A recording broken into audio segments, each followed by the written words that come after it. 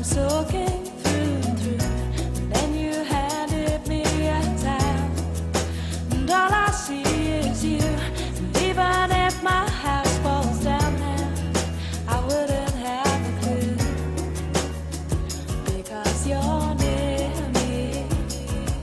And I want to thank you for giving me the best day of my life.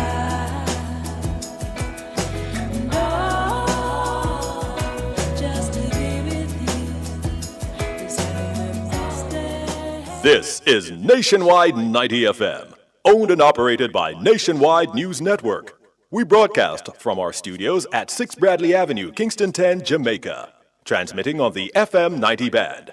90.3 from Peters Rock in St. Andrew and Murphy Hill in St. Anne. Serving Kingston and St. Andrew, St. Catherine, St. Anne, parts of Clarendon, St. Mary, and St. Thomas. 90.5 from Huntley in Manchester. Transmitting to St. Elizabeth, Westmoreland, Manchester, Clarendon, rural St. Andrew, and parts of St. Thomas. And 90.7 from Cooper's Hill in St. Andrew and Flower Hill in St. James. Serving Westmoreland, Hanover, St. James, sections of Trelawney, Kingston, St. Catherine, Clarendon, St. Mary, Portland, and St. Anne. Nationwide 90 FM also broadcasts on the World Wide Web on nationwideradiojm.com and on Flow on channel 916. Nationwide 90 FM, a revolution in media.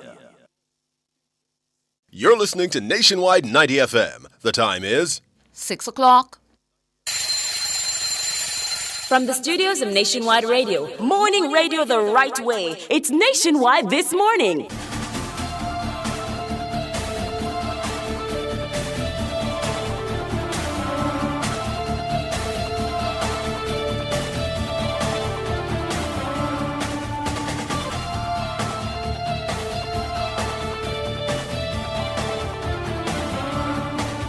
A very good morning to you. I'm Tawna Thomas. Coming up in the news at 6 for this morning, Thursday, March 27, 2025. Clarendon police say crime-fighting efforts are driving criminals out of the parish. Tourism Minister Edmund Bartlett welcomes U.S. government's commitment to reviewing travel advisories on Jamaica. And Health Minister Christopher Tufton says the government is renegotiating healthcare worker agreement with the Cuban government. In regional news, U.S. Secretary of State urges TNT to support U.S. moves against Venezuela's Maduro. In international news, at least 6 fear dead as tourist submarine sinks in Egypt's Red Sea. In sports, KC and Edwin Allen lead champs points standing after second day. And in business, Trump announces new taxes of 25% on cars imported into the U.S. The details after the break.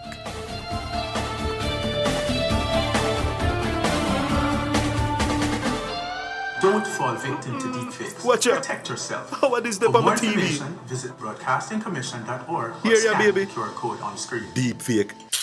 No deepfake can't catch me. Junior, you know say AI can make something will look and sound just like you?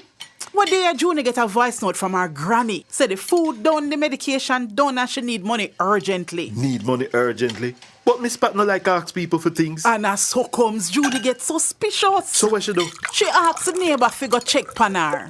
Junior, the lady quite alright over there make her Sunday dinner. So the voice note a deepfake. Yes, my love. Come, your food ready. Right now it look like we have to outsmart the AI. But wait. I really want dege dumpling here, give me. Me I wonder if AI can make one deep fake dumpling for you. To learn more about deepfakes, visit www.broadcastingcommission.org. Catch the first news of the day. A comprehensive package of local, international, sports, and business news. The news at 6 on Nationwide 90 FM.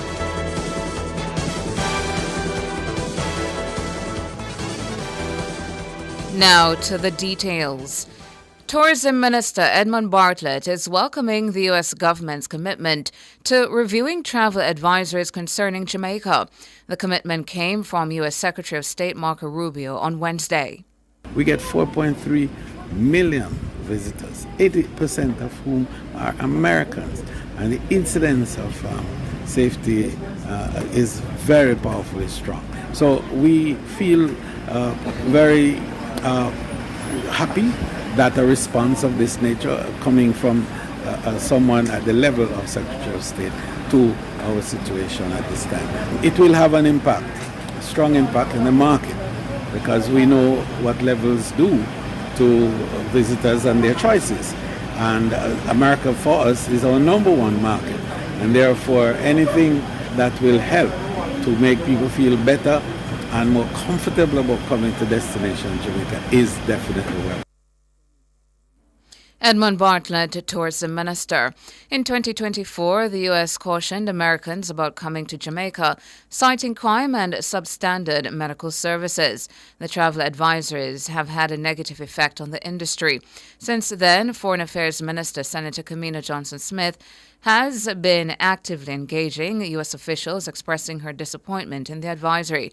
She noted that the language used in the advisories did not reflect Jamaica's significant progress in security, and healthcare had also expressed concern over the scope of the travel advisories on Americans who intend to visit the island.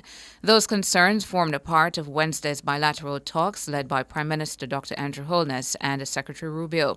They have seemingly not fallen on deaf ears. We did talk about tourism because obviously it's a significant part of your economy, and we pledged we were going to go back and reevaluate the travel advisories as they currently stand to ensure that they do reflect the reality of the new numbers and what the numbers show. Marco Rubio, U.S. Secretary of State, he departed the island on Wednesday afternoon following his inaugural visit to the country.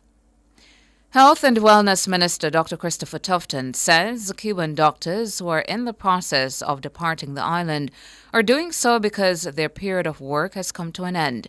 He says renegotiations are taking place with the Cuban government for further medical collaborations. The mission allows for medical professionals to come for a period. As it turns out, and maybe coincidentally, this period has now come to an end for a number of them. And so a number will go back for others to come. In some instances, extensions are granted, but it's granted up to a particular point. The other coincidence, if you will, that is taking place is that currently we are renegotiating the MOU with the Cuban government. So there is a conversation that is taking place, looking at the existing MOU, looking at the possibilities for change. And so there's an opportunity, given the recent discussions coming out of the U.S., the program, for us to clarify issues and maybe adjust elements of the agreement. And that conversation is now taking place. Dr. Tufton was speaking to the media following the bilateral talks held with the U.S. Secretary of State Marco Rubio and members of the Holness government on Wednesday.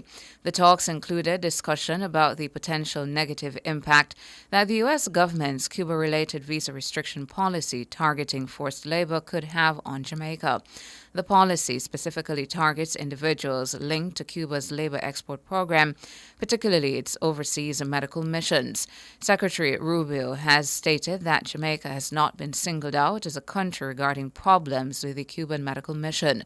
Dr. Tufton says the meeting with the U.S. Secretary of State is proof that Jamaica took the right approach to the matter.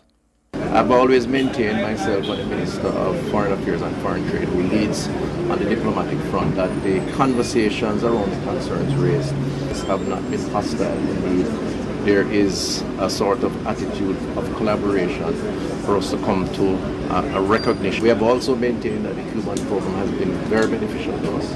We have seen hundreds, if not thousands, coming to Jamaica and providing valuable service in our health space. In terms of our treatment of our Cubans who come, it has been no different from our treatment of our locals, except for any additional support based on the fact that they are not the local. As of now, nothing changes, and I think the visit have sought to enhance the opportunity for us to find a way to move forward. Dr. Christopher Tufton, Minister of Health and Wellness. A hearing date is set for Friday, March 28, in the matter involving a student of the University of the West Indies, UWI-Mona, and the school's Guild of Students. The student, Shaquille Ramsey, filed a lawsuit in the Supreme Court to overturn the results of the Guild elections. He's been represented by attorney at law John Clark. Shlois Michael reports. Shaquille Ramsey claims his constitutional right to partake in the process for the Guild elections was breached. The university administration, through the returning officer, would have interfered and intervened in the election process by making the nomination process difficult and then subsequently not putting me on the list of candidates. And so it's more of a constitutional breach when it comes down to the Guild constitution and also my rights and freedoms as a Jamaican. The Guild of Students is the official body for student representation on the Mona campus. The elections were held on March 20 and 21. But according to Ramsey, the breach sets a troubling precedent for future elections. If this is allowed to stand, it sets a precedent that allows administration to pick and choose who can run for student government offices on campus in contravention of the Education Act and Regulations of 1980. And once they see a candidate that they, for whatever reason, may consider too radical, to this, to that, they can then decide that that candidate should not hold student government. And that's wrong. Everybody deserves a fair and free chance. And so that's basically what this case is about. Not only protecting my right, but for every Pelican who, moving forward, may want to run for Guild office. He has filed a suit in the Supreme Court seeking to overturn the results of the elections. Ramsey is being represented by attorney-at-law John Clark. The matter is set to be heard on Friday. But current Guild President Perry Cummings Jr. says the Guild is not shaken by the matter. What I will say on the record is that if this matter is indeed before the court, then we wait for legal advice and we allow the law to take its course. The Guild Council continues to stand for integrity. We continue to effectively represent the views of our students. We're not shaken by this for several reasons, but again, because of the sensitivity surrounding the matter, we allow it to take its course, the law that is. Shalois Michael for Nationwide News. Nationwide News understands that the Ministry of Education has withdrawn a previously issued retirement notice for St. James High School Principal Joseph Williams. In an official letter addressed to Mr. Williams and dated March 4, 2025, the ministry confirmed that the retirement notice had been retracted with immediate effect. Nationwide News has seen a copy of the correspondence. This development follows an initial letter from the ministry dated December 13, 2024, acknowledging that Mr. Williams was nearing the retirement age of 65. At that time, he had been approved for 240 days earned vacation leave set to run from September 1, 2025 to April 30, 2026. His retirement was scheduled for May 1, 2026. However, in the updated letter, the ministry revised the leave period, now extending it from September 1, 2026 to April 30, 2027. As a result, Mr. Williams' new retirement date is May 1, 2027. The ministry cited the government's ongoing efforts to amend the Pensions Public Service Act 2017 as the reason for the change. This adjustment means Mr. Williams will continue serving as principal of St. James High for an additional year. He has led the institution since 2006. Head of Operations for the Clarendon Police Deputy Superintendent Anton Cardoza says his division's efforts to control crime in the parish have caused the criminals to flee to other police jurisdictions and have met their demise. He was speaking at the Mapen Chamber of Commerce and Industries Business Town Hall meeting at St. Gabriel's Anglican Church Hall on Wednesday.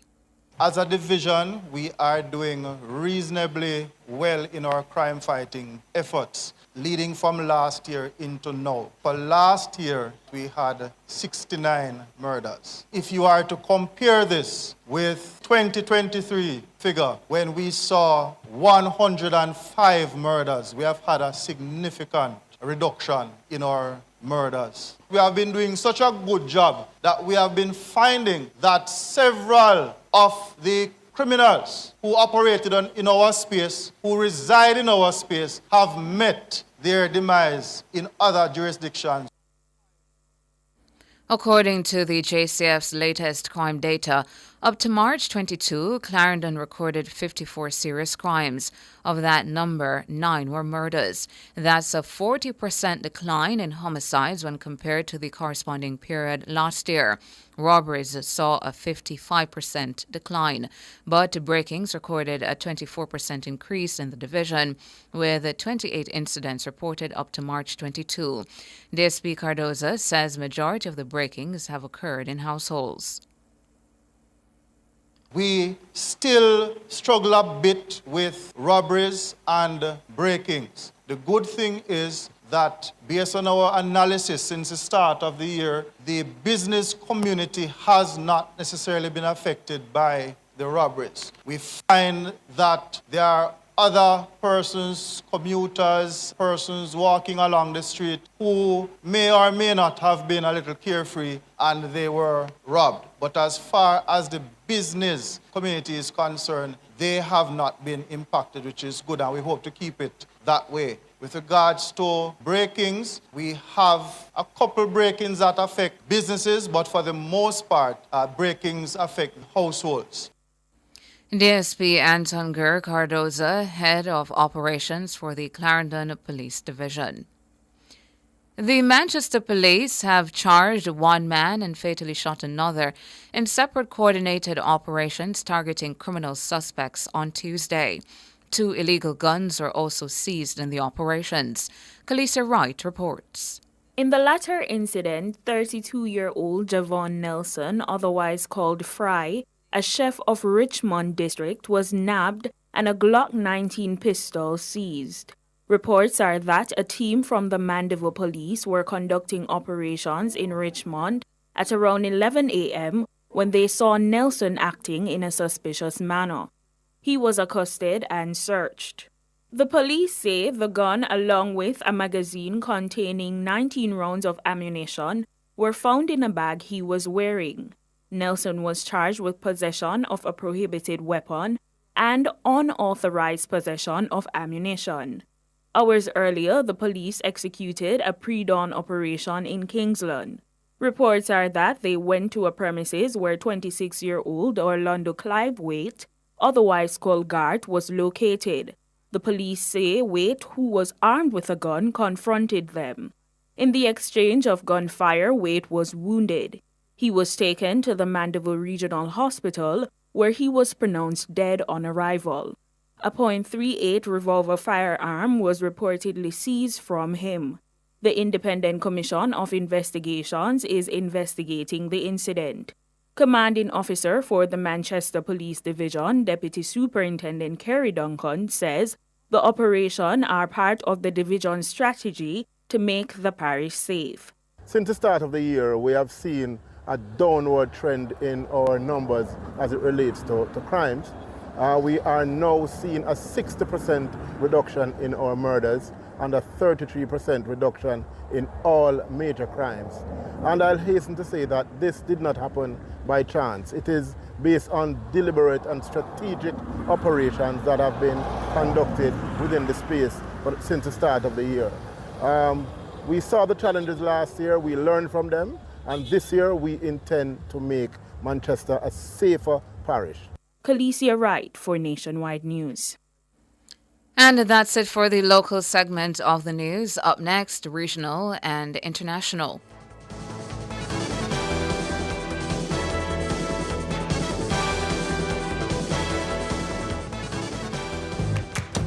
Bank of Jamaica has a mandate to target low stable inflation or the general rate of price increases at between 4 and 6%. This has been achieved with the help of a fairly stable foreign exchange system. Using the BOJ Foreign Exchange Intervention and Trading Tool, BOJ buys and sells into the foreign exchange market to keep the market fully funded and stable, as well as to help keep inflation low and predictable.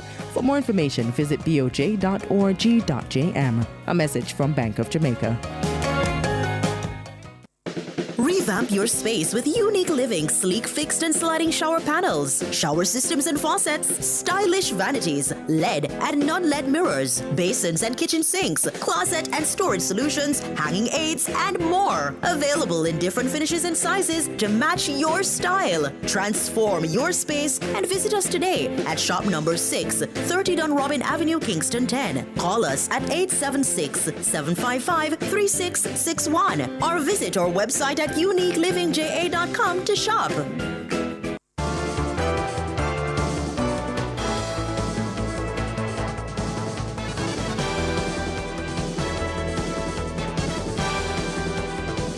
In regional and international news this morning, regional news, United States Secretary of State Marco Rubio has called on Trinidad and Tobago Prime Minister Stuart Young to support moves against Venezuela's Nicolas Maduro's administration. The call came during a bilateral meeting in Kingston, Jamaica on Wednesday. Following the talks, the U.S. State Department issued a limited statement saying Rubio and Young discussed the Trump administration's decision to name the dangerous Venezuelan gang Tren de Aragua as a foreign terrorist organization. Rubio encouraged Prime Minister Young to join the United States and other Caribbean democracies in limiting what he described as malign influence in the region. The statement said nothing about the Dragon gas field located in Venezuelan waters, which TNT has been hoping to exploit with the backing of the U.S. The Trump regime has taken a hard stance against Venezuelan oil and gas extraction, production, and sales by threatening heavy sanctions against countries that do energy business with the Maduro regime. International, at least 6 people are feared dead after a tourist submarine sank in the Red Sea early on Thursday. Several people have been injured and 29 others rescued after the incident off the Egyptian city of Hurghada. The BBC is reporting that around 40 passengers were on board the submarine. The boat, called Sinbad, sank close to the harbor. It has been running tourist trips in the area for several years. The company says it holds 2 of only 14 real recreational submarines in the world. It allows tourists to travel 82 feet deep in the sea to explore coral reef and its marine inhabitants. And that's it for regional and international. Up next, sports.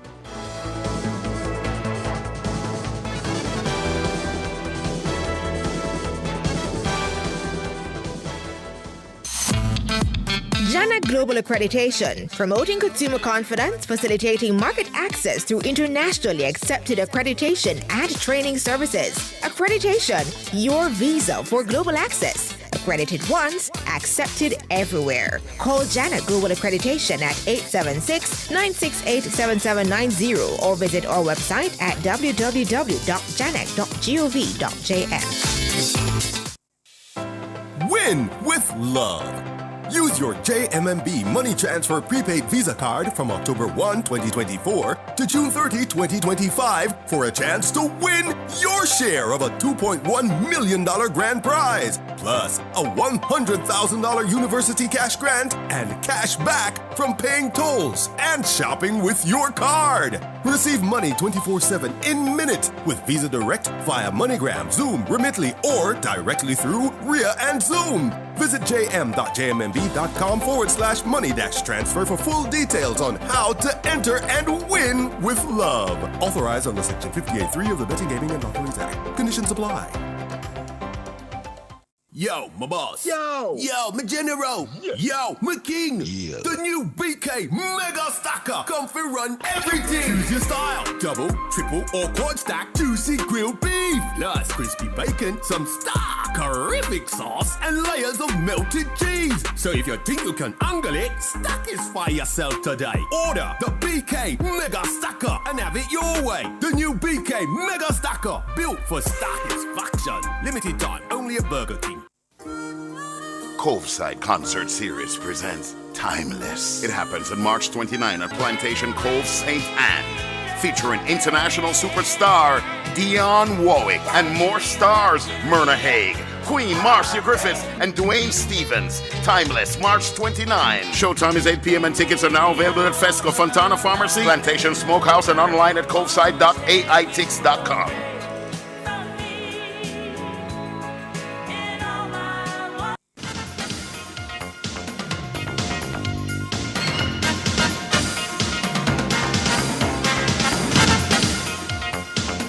Time now for your morning sports. Defending champions Kingston College and Edwin Allen have surged into the lead after 2 days of the 115th Issa Grace Kennedy Boys and Girls Championships at the National Stadium.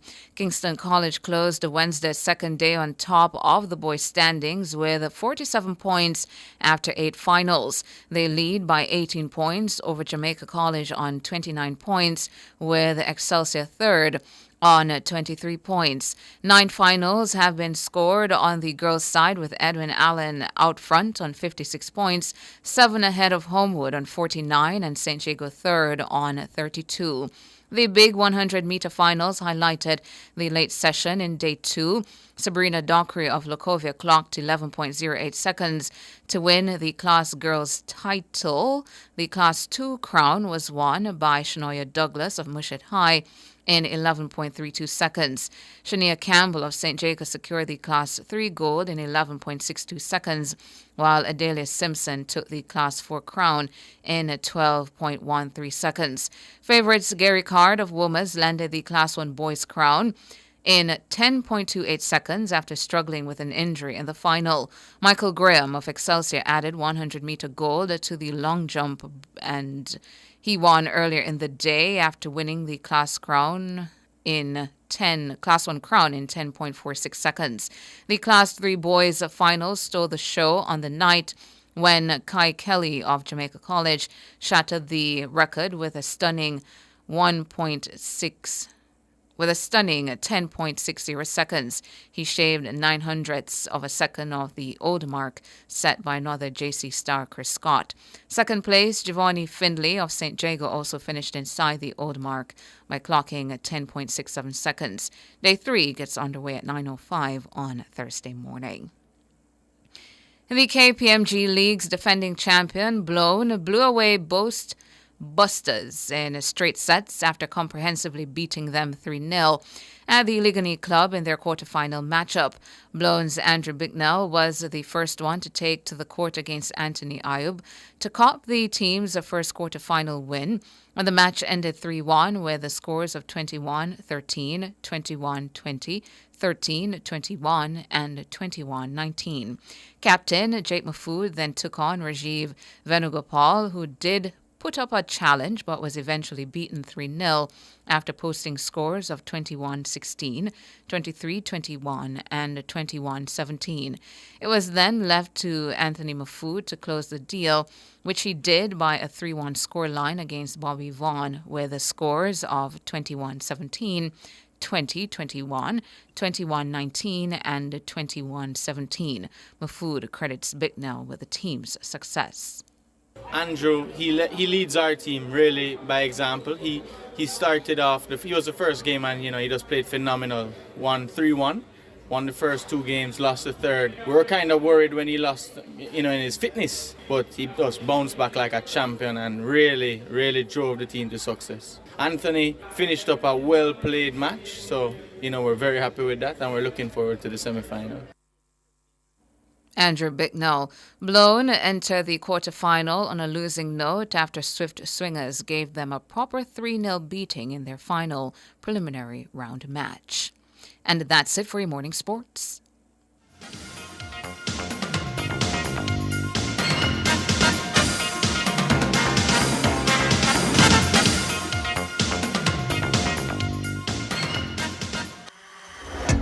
Experience the joy of buying a brand new Hyundai without breaking the bank. Yes, buying a brand new car should never leave you broke. From stylish designs and safety features to comfortable driving and reliability, Hyundai is the choice. Hyundai vehicles come standard with 2 years free service and 5 years warranty and roadside assistance for your peace of mind. Drive 2 years without service cost and 5 years without fear of being stranded. Hyundai. Conditions apply.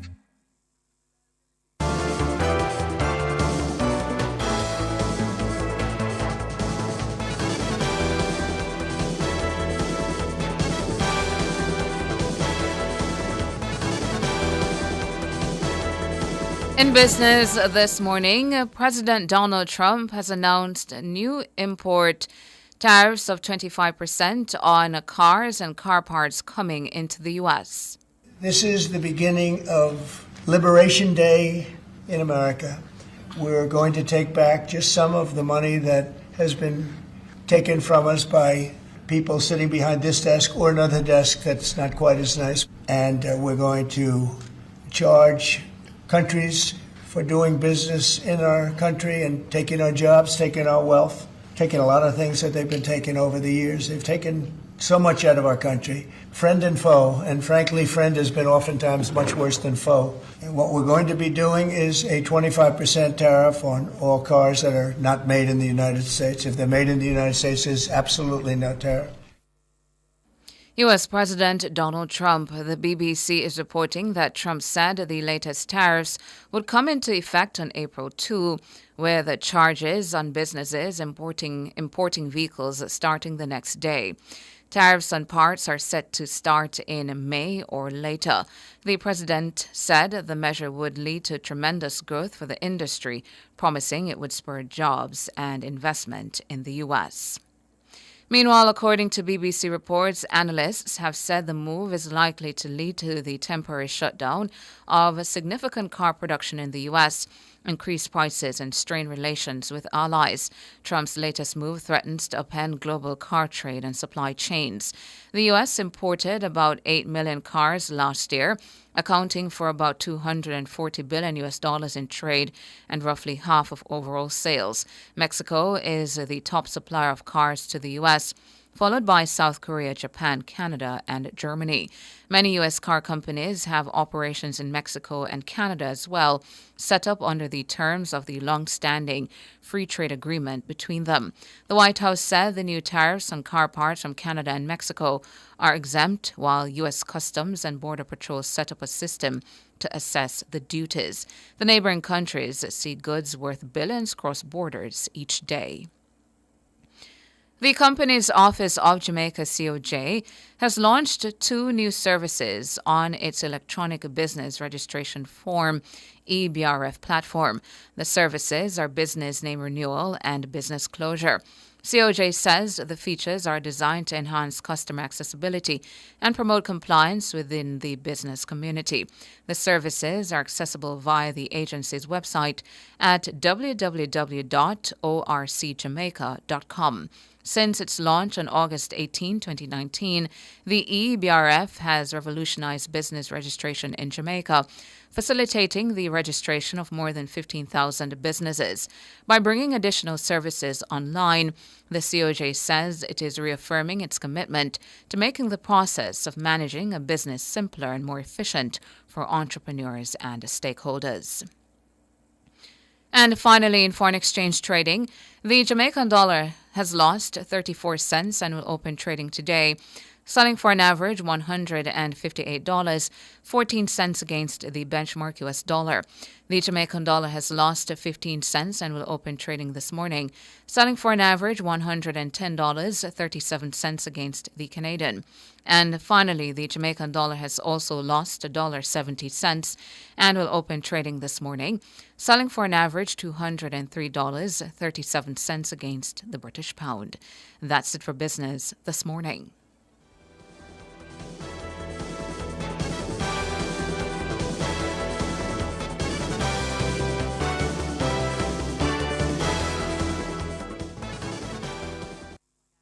Clear your barrels and personal shipments with ease and convenience. Request a customs contactless clearance today through CCP at jca.gov.jm. The time by the Jamaica Customs Agency is 6:32. Digicel, live life your way, no free what? Digicel postpaid. With Digicel postpaid, it's all about you. Sign up or pay your bills to stay active for a chance to win a luxurious all-expense paid trip for 2 to Royalton, Antigua. With round-trip flights on us, every week you could win exciting prizes. Event tickets, gym memberships, spa packages, excursion adventures, restaurant vouchers, and more. When you opt in on the My Digicel app, life your way starts now. With Digicel, better connected. Promotion ends March 31. Authorized under Section 58.3 of the Betting, Gaming and Lotteries Act. For all your electrical needs, visit ABC Electrical Sales. They stock a wide variety of electrical supplies, including plugs, switches, panel boards, and conduits, plus energy-saving fixtures. ABC Electrical Sales stocks brands like GE, Siemens, Philips, Cutler Hammer, and Allen Bradley. They also offer free island-wide delivery just to suit your needs. Visit them at Shop 8, Hagley Park Plaza, Kingston 10, or call 876-754-3714-5 or 876-754-3825-8. ABC Electrical Sales, for a better choice in the electrical business. Looking for a gym that's got it all? Welcome to Express Fitness, where fitness meets convenience. With 24/7 access, you can work out whenever it suits you. And with island-wide locations, we're always close by anywhere and anytime. Love classes? We've got them. From aerobics to dance to spin, you name it, we've got it. Our certified trainers are here to take you on a journey. Call us at 888-FITNESS or visit our website at expressfitnessja.com. Express Fitness, your goal or mission.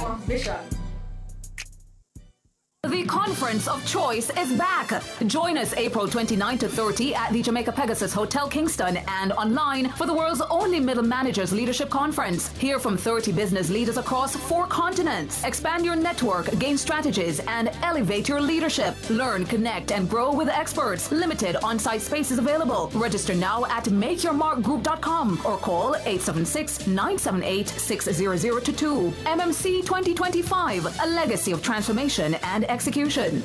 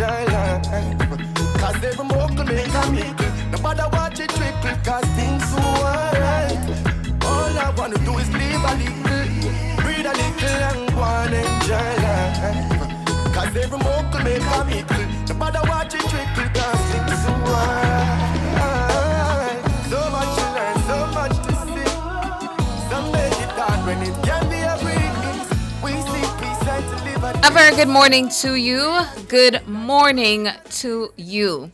Happy Thursday. You're tuned in to Nationwide This Morning, NTM. Thank you so much for coming on over and join us in the space. That space, Nationwide 90 FM Live 2 and Nationwide 90.3, 0.5, 0.7, 0.9. Good morning to all our YouTubers in the chat early out already.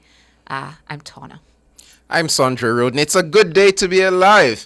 It's a Thursday morning, and of course, I'm excited to be here. Excited to be here with my listeners. Oh my gosh, I forgot a name. I don't like this.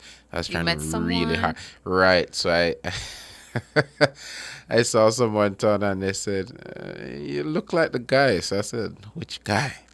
You know, and I was like, "Which guy?" She's like, "The guy that comes on what's the name? Nationwide in the morning." Someone say, "Really?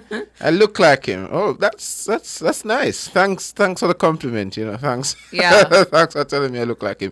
He's a nice guy. You know, I said, you know, probably he's my twin brother. I don't know, but you know, I've had comparisons before. You know, and she stopped and she looked and said, "No, you're the guy."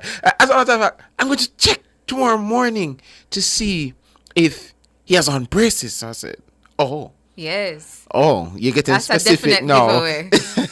You're getting specific now, and I'm like, okay, yeah, I'm the guy. Yeah, I'm sorry. It was. I need to find her name. The name oh my gosh, it slips slipped me. Sandra right now. No, man. It was a interesting name. It's a name that only can be found in the chat. When I'm going through the chat, I'll see it. So I'm excited. Always excited to meet my listeners. And you know, I know Juliet won't say anything about that, but yeah, she said she'd be on this morning. But when I see the name, I'll definitely remember. Wow, it's a good day to be alive. It is indeed. Can I tell you, just before you get to your warm, if I was supposed to collect money from listeners over the years that I've met who thought I was bigger in body, I'd have a lot of money in my pocket. As was the case yesterday at my assignment at Jamaica House. Yeah, people meet me and they are saying to me, "Yeah, your voice does not match your size." Yeah, they thought I was a bigger person. I know. Well, you have a big voice. Quite petite, but the voice is big. Yeah. Well, you know, as a matter of fact, King, I was just saying to Tana that she's a superstar. I don't know if I should be sitting in the chair beside her. Not quite, you know, just doing the job. And I believe much clarification was provided to many Jamaicans yesterday who were concerned about that matter of the Cuban medical mission. Yeah, that was a good question and indeed a good answer. I'm going to spend a quick amount of minutes talking about that. Jamaica's the Caribbean diplomatic powerhouse. I think many times you look at Jamaica and we've seen Jamaica as the sports powerhouse. We've seen Jamaica as a music powerhouse. But what has come out of a lot of diplomatic relations we've had over the years is that we have been a very strong diplomatic powerhouse. Jamaica is the chessboard, some would say, and not the pawn when it comes on to diplomacy in the Caribbean. Because of the strategic location, Mr. King, and the democratic governance, we are the go-to partner for those who are the global powers, the Chinas, the UKs, the Russias at some point, the United States of America. We've seen the Chinese infrastructure projects, the US Security Corporation, the Israel Security Corporation, and as we see it, I think most countries who are countries that would consider global powers have very strong relationships with Jamaica. We have to note that based on Marco Rubio's visit, and this visit it wasn't just a visit to come and just talk about random things. There were specific action items, and Tana sussed out one of them that we really wanted to hear the answer to, and that's what that item of labor and how they're dealing with the idea of labor and how Cuba is controlling, you know, their labor in certain countries and the program itself and the different things and advisories they've issued as it relates to that. They spoke to U.S. travel advisories or economic engagement, and I think charted the course for a new way forward as it related to aid and how they will deal with aid in Jamaica, which was very important. That says to me, Tana, that Jamaica isn't begging for a voice. It already holds one. And that point leads to the fact that we are balancing powers like a boss. What we're doing inherently is finding the way to balance powers between persons who aren't necessarily friends, but we have strong friendship ties with them. We have strong friendship ties with Cuba. We have strong friendship ties with the United States of America. And I remember we spoke on this station, I don't know if it's a week ago or a week before that, with Minister Kamina Johnson-Smith, and she told us plainly and clearly that, hey, we're not cutting the Cuba program. We'll be having further diplomatic relations. Some people weren't okay with that answer, but no, I'm sure, Mr. King, that they understand what it means. And I say kudos not just to those who are leading the charge at the ministerial and prime ministerial level, but also to those who work in the Ministry of Foreign Affairs and Foreign Trade that put all the background work in to ensure that we have these successful diplomatic engagements. Now, when we look at it, as far back as 2015, President Obama came to Jamaica, and he was one of the first presidents to visit in a long time, showing that we have very strong ties with the United States of America. A couple of years ago as well, under the Holness admin, the Holness leadership went to China to meet with the head of China there, and you see that our influence continues throughout the world. So when we look at the regional heavyweights, I dare say Jamaica stands atop that pile as it relates to our diplomatic relations, and based on how we have to lead the charge in many things related to Haiti, related to other CARICOM related initiatives, I think Jamaica has established itself as a powerhouse when it comes on to diplomatic relations, and that's something we should be proud of. Another aspect of our country that we should continue to applaud ourselves for, and that's what's on my mind.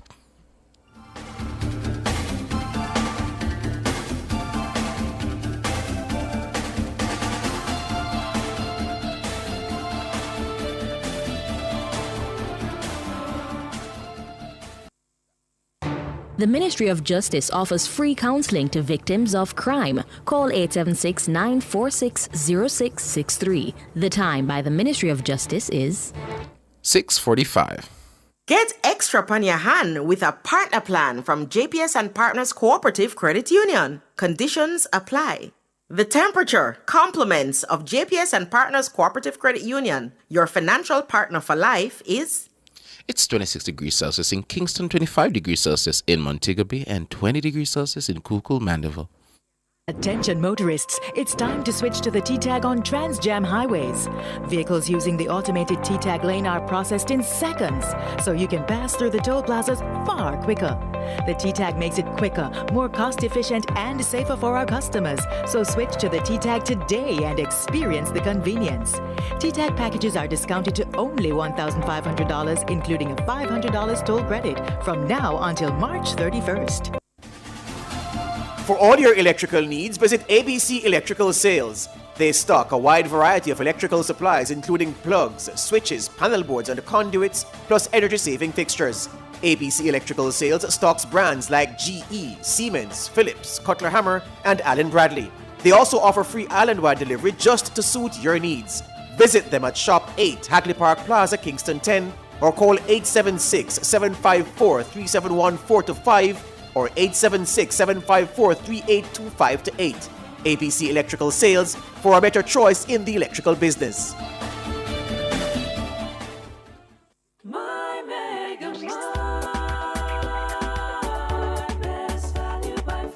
With so much to do in one location, make Megamart your one-stop shop.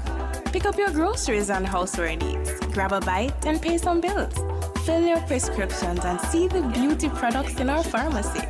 All in one amazing location. My Megamart, the best value by far.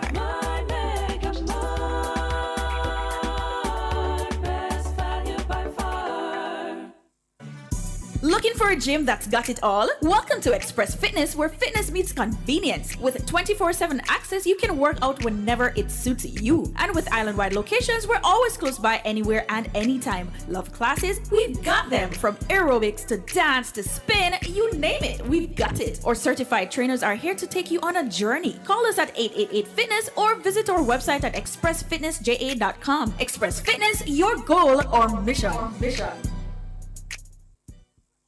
Residents of Manchester, the Jamaica Customs Agency will be in your parish on Friday, March 28, 2025 from 10 a.m. to 5 p.m. for Customs Meets the Community. The Town and Community Tour edition will kickstart this exciting tour in Christiana at 10 a.m.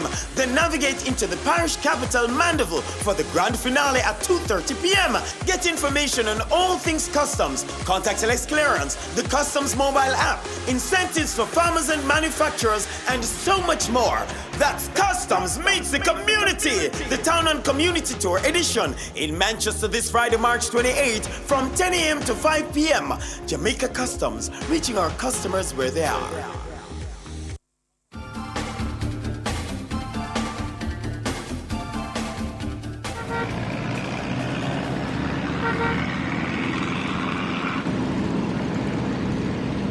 When you hear those horns, you know what time it is. It's time for Street Smart. Of course, we have Ludlow McLean out there. Good morning, Ludlow.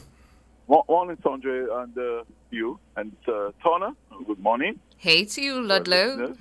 To our listeners. You know what happened, Sandre and Tona? This time of the morning, you have people who are very, very impatient. And sometimes, because they're not so patient, somebody gets hit in the back. And, that's how the thing happening sometimes.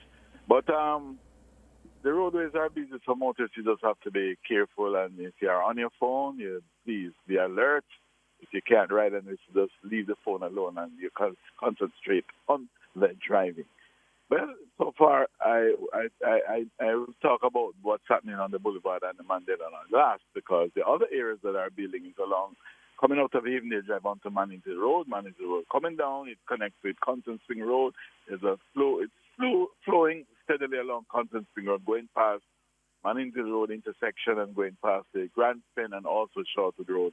But those areas are building. The build-up really is at Dunrobin and Constance Spring Road, and it takes you across Constance Spring Road going down. Half-a-Tree Road already flowing with traffic, buzzy with traffic. All lanes are busy as they make it to Half-a-Tree Square. And it's the same thing along Mullines Road, coming up to South Oden Avenue, along Hope Road, heading across to the clock in the vicinity of Constance Spring, Half-a-Tree Road, and going further down to Arthur Park Road. Those are the busiest areas so far, but we know other areas are quite busy at this time, but until we do a second report.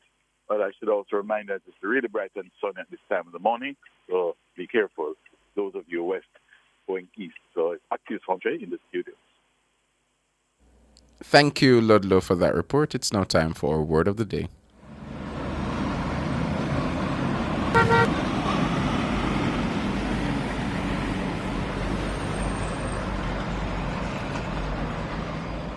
A word of the day is spelled I-N-S-C-A-P-E,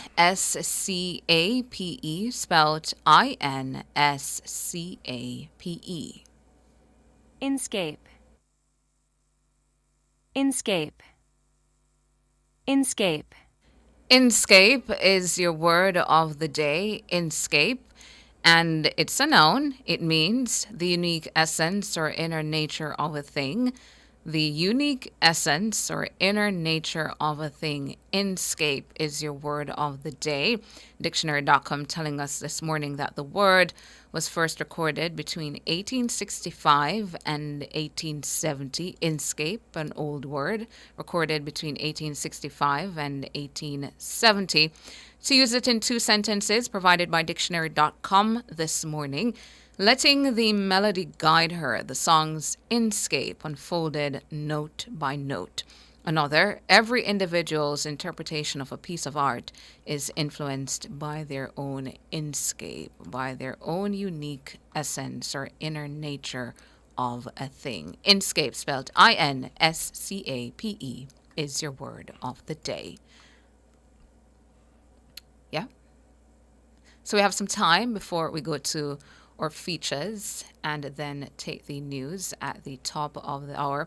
I see a lot of people reacting to the visit of the U.S. Secretary of State Marco Rubio yesterday, and saying they were grateful for the clarification provided in relation to the Cuba labor export program, part of that being the medical mission in relation to Jamaica as well.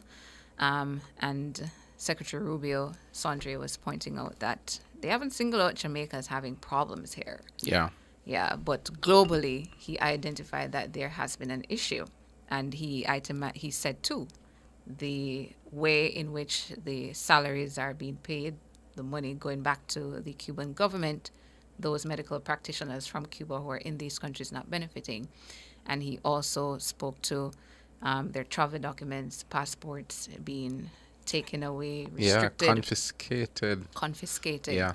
Yeah, and, holding the hard line that the U.S. cannot support something like that. So this is the policy that they've come with. So Jamaicans are grateful for that clarification yesterday as it relates to us.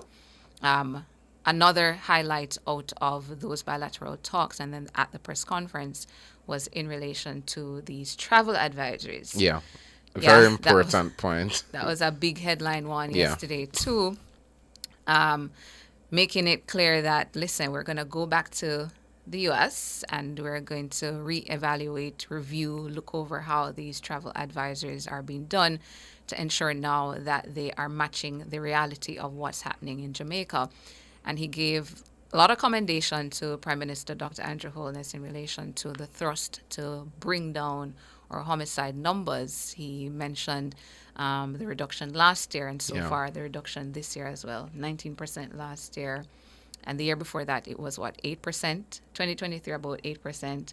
Last year, 19%. So far this year, 35%. Giving commendations to the PM on that and saying that the U.S. government is even committing to give more resources to the local police to fight gangs and scamming and other types of crimes here in the country, boosting our intelligence capacity here, which is very important to our crime fight, as well as providing equipment and other sorts of resources to our country to combat gangs here. Yeah. So it was very good to hear that. I wish he had said more, and I'm hoping to hear that more on what the U.S. will be doing. What's this more? He says they'll be doing more in relation to stemming the flow of illegal guns into Jamaica. Yeah, I really want to hear more about that as well. And what's the more that the U.S. will be doing? Yeah, for our listeners combat that. As well, Ton, as it relates to how the U.S. deals with Cuba, I can tell you they have multiple sanctions that every U.S. president sign every year as sanctions on Cuba. I did some research on it in the past.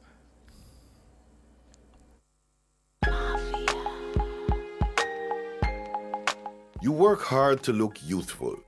You cover your gray hair, apply anti-aging creams, and protect your face with sunscreen and wide-brimmed hats when you're outside. But if you neglect your hands, they may give away your true age or can even make you look older. They need protection and care too. In Coming of Age today, how to make your hands look younger. Ever wonder what causes aging hands? The answer is found in the way your body changes as a whole over time. But you can intervene in how it happens.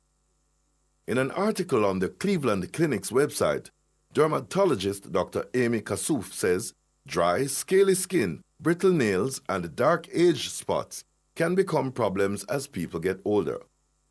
As you age, your hands lose fat and elasticity and your skin loses volume. This reduced volume and decreased elasticity produces translucent skin that wrinkles and develops age spots. Age spots, also called liver spots or solar lentigines, happens after exposure to ultraviolet light and can be various shades of brown or black. They appear on the areas most exposed to the sun, when melanin is abundant because of sun exposure. You can get them at any age, especially if you spend a lot of time outdoors or use tanning beds, which are never recommended. The good news is, there are many ways to prevent and fight signs of aging on your hands. Dr. Kassouf recommends the following. Moisturize.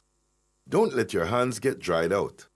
Make a habit of putting on lotion regularly during the day and every time after you wash your hands. Stock up and keep a bottle of moisturizer on the sink so you never forget an application. Protect your skin and nails.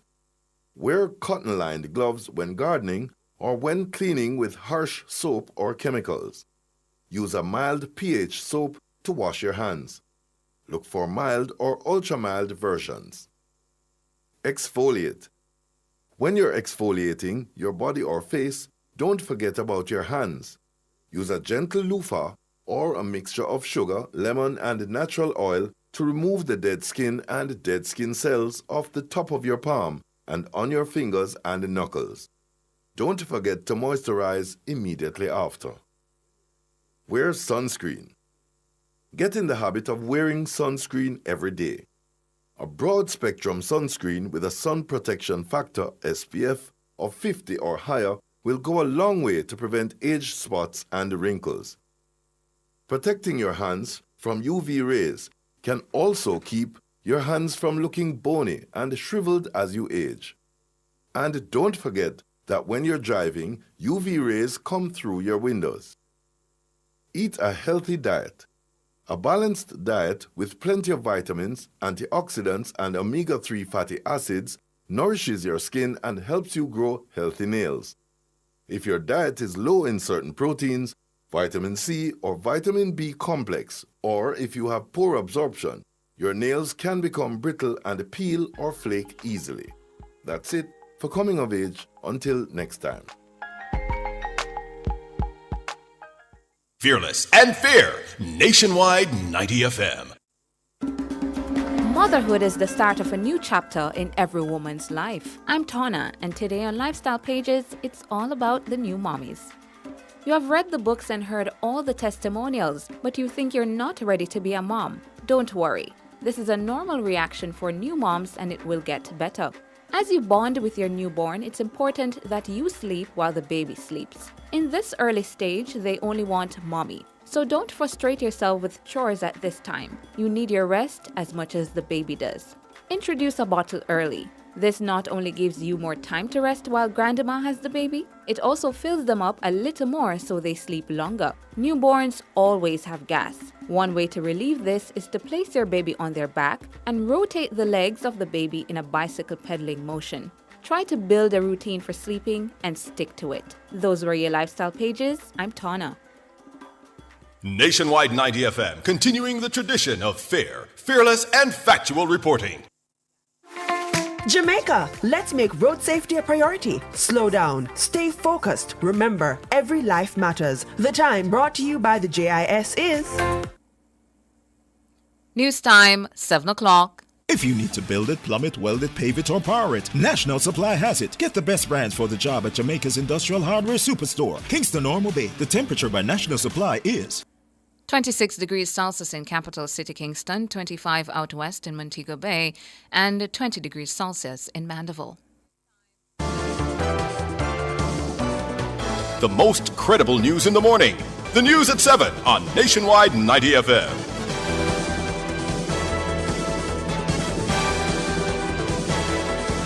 Coming up in the news at 7 for this morning, Thursday, March 27, 2025. Tourism Minister Edmund Bartlett welcomes U.S. government's commitment to revising travel advisories on Jamaica. And Health Minister Dr. Christopher Tufton says the government is renegotiating healthcare worker agreement with the Cuban government. Clarendon police say crime-fighting efforts are driving criminals out of the parish. And in international news, at least 6 fared dead as a tourist submarine sinks in Egypt's Red Sea. The details after the break.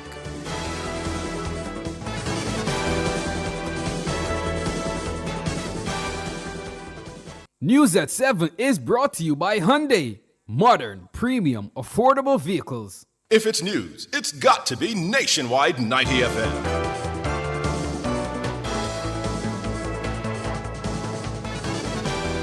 With the details, I'm Tona Thomas. Tourism Minister Edmund Bartlett is welcoming the U.S. government's commitment to re-evaluate travel advisories concerning Jamaica. The commitment came from U.S. Secretary of State Marco Rubio on Wednesday.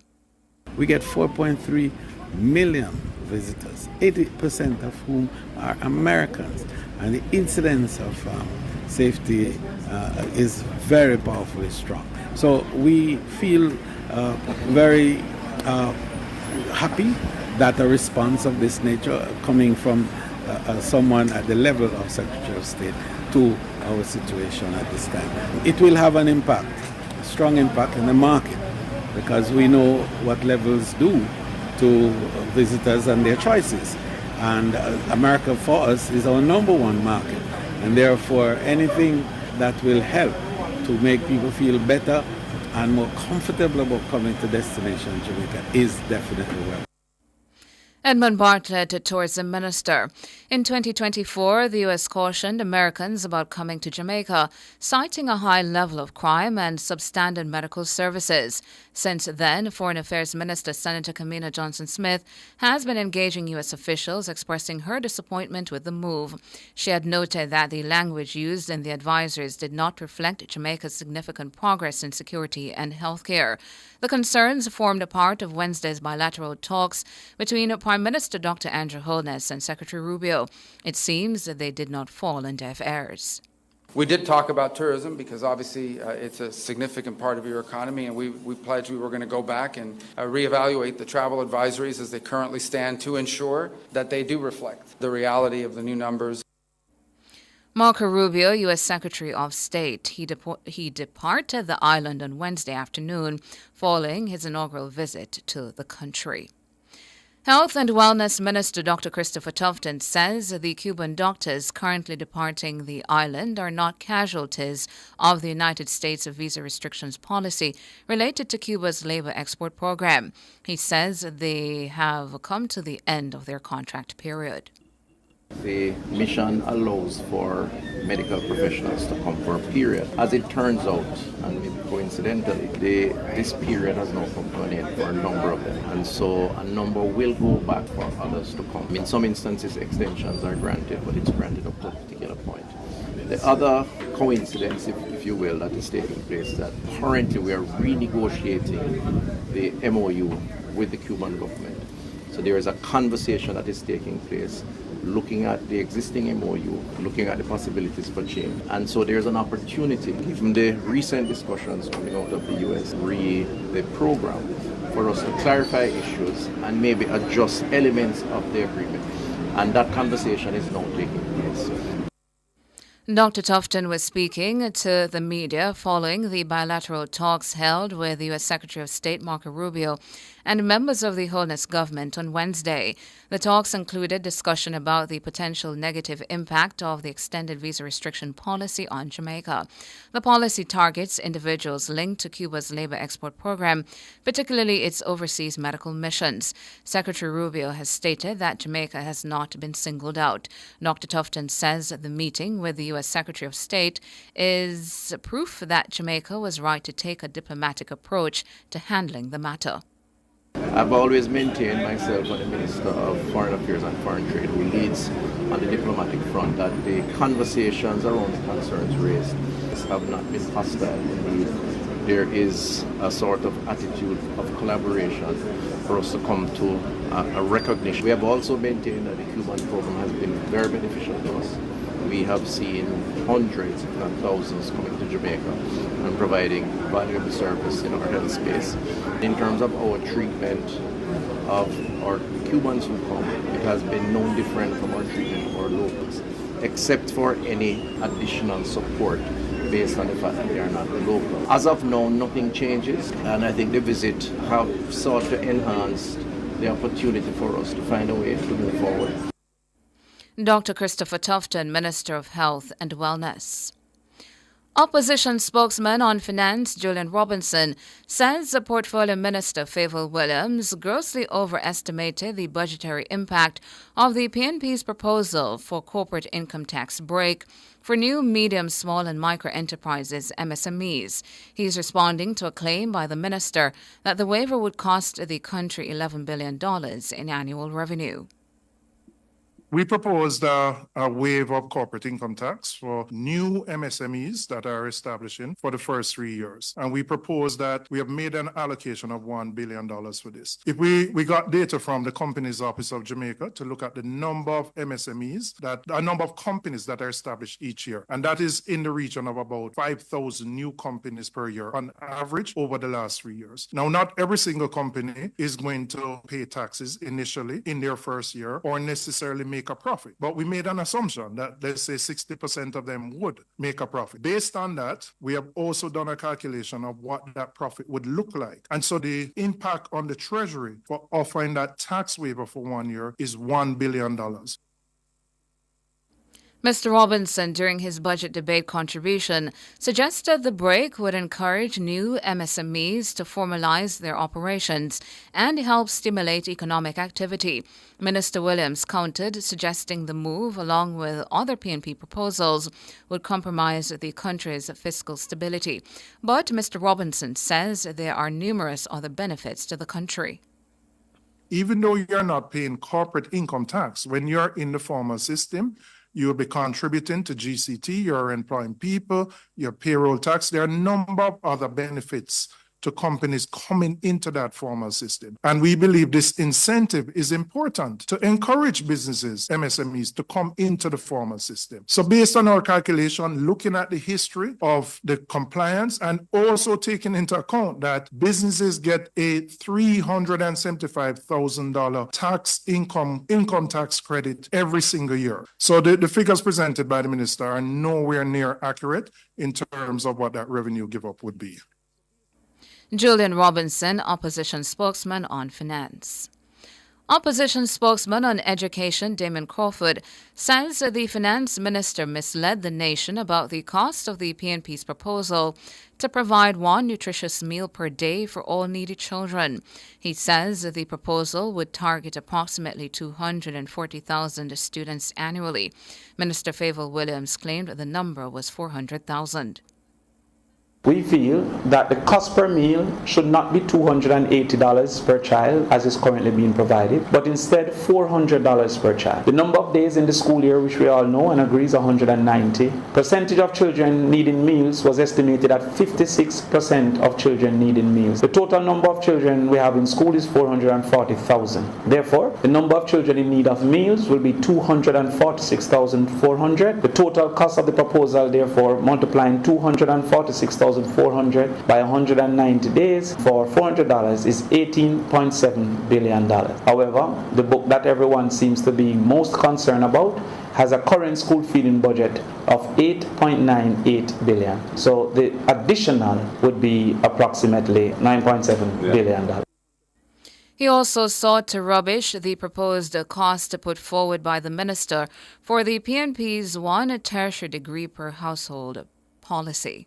The number of students in the 4 years of university at any given time for the first in the family would be approximately 6,480 students in years 1, 2, 3, 4 combined. The total annual cost of all first generation students across the year cohorts, therefore, is approximately $3.9 billion and not $31 billion has been posited by the minister in her false accusations.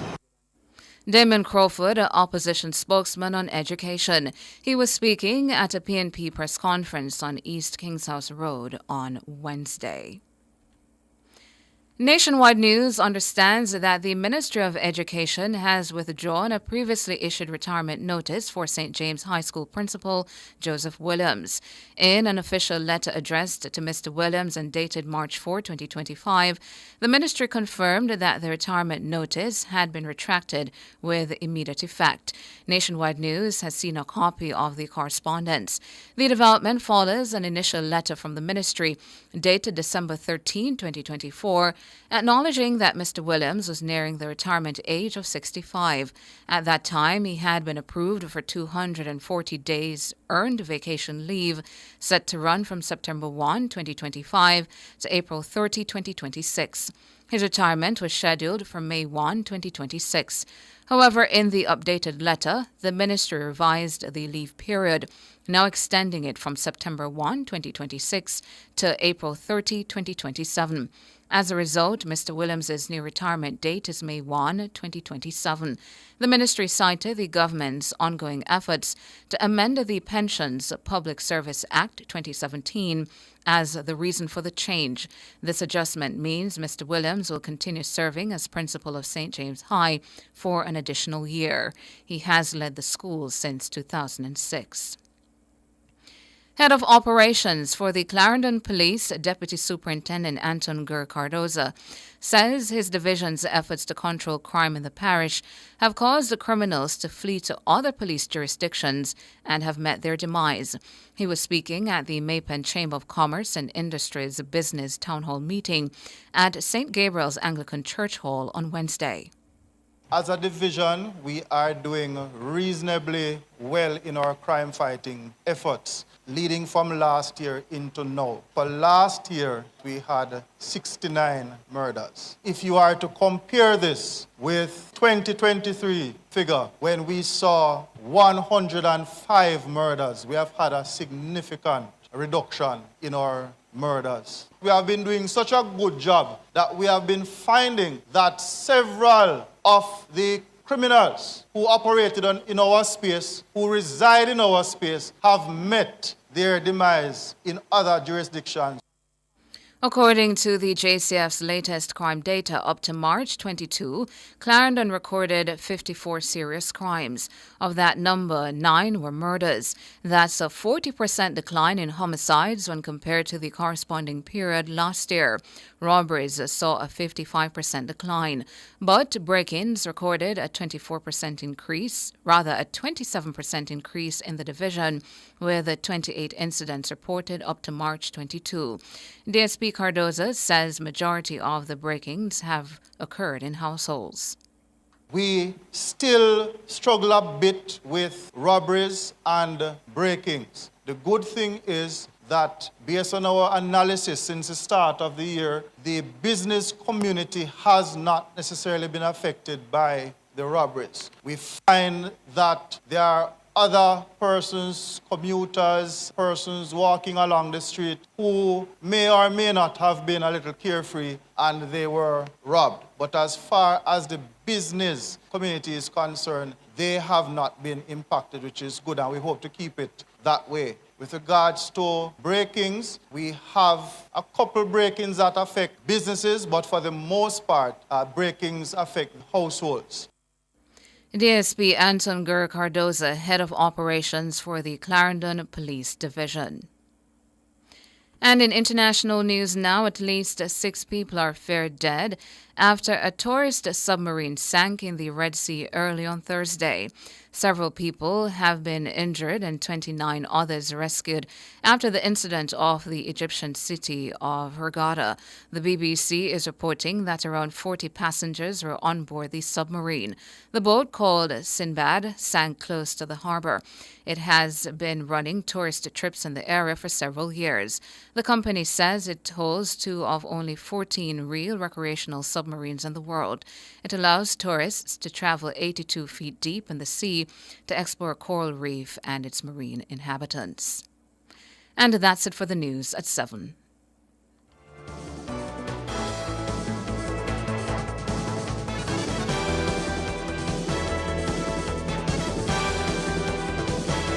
News at 7 was brought to you by Hyundai. Modern, premium, affordable vehicles.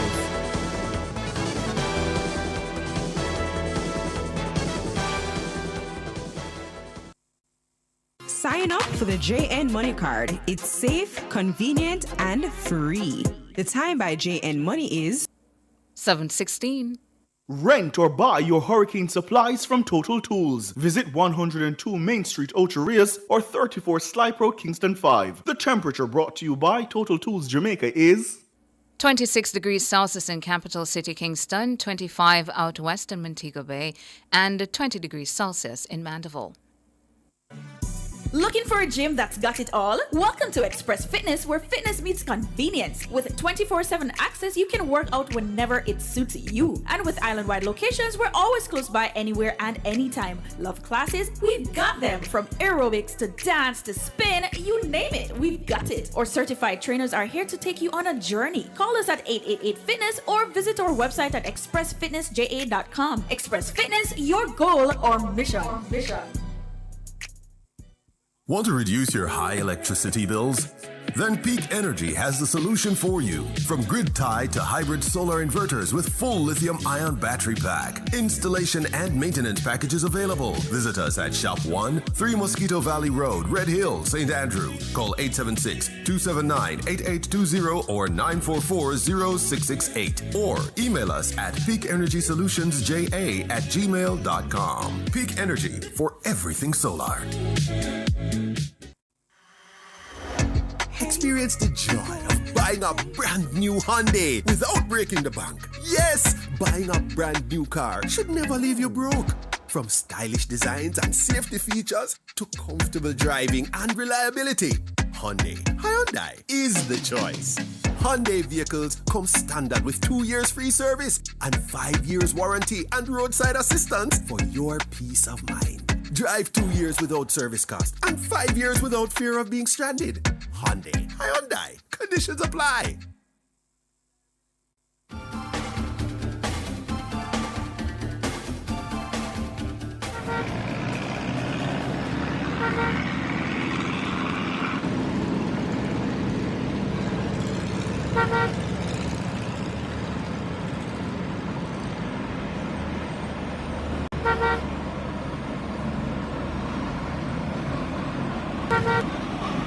It's that time of the morning when we get our second report of Street Smart with Ludlow McLean. Hey to you, Ludlow. Hey to you, Tona.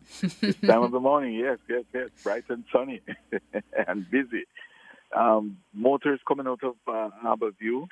You're going to find the challenge really is to get to that roundabout. It's quite busy, quite active.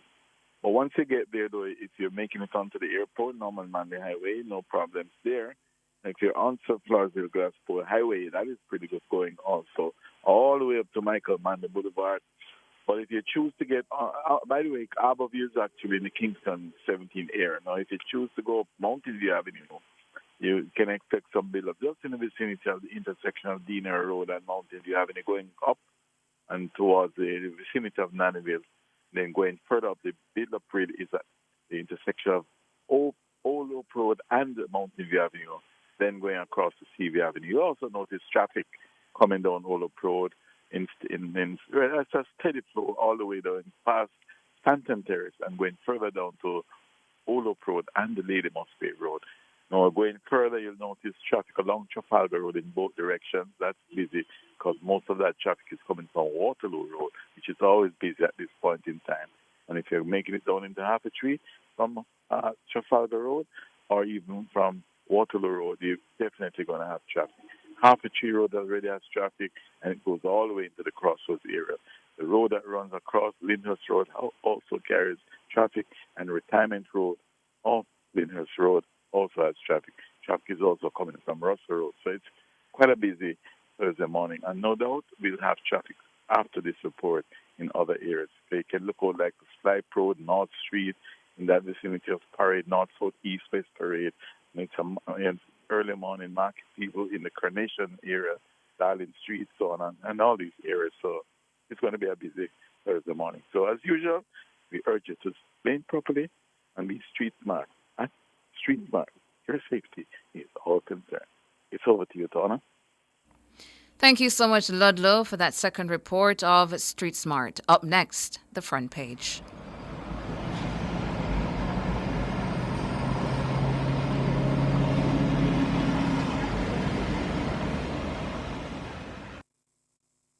Front Page is brought to you today by ABC Electrical Sales, for a better choice in the electrical business.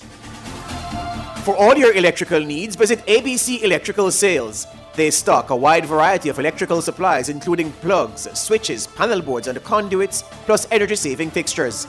ABC Electrical Sales stocks brands like GE, Siemens, Philips, Cutler Hammer and Allen Bradley. They also offer free island-wide delivery just to suit your needs.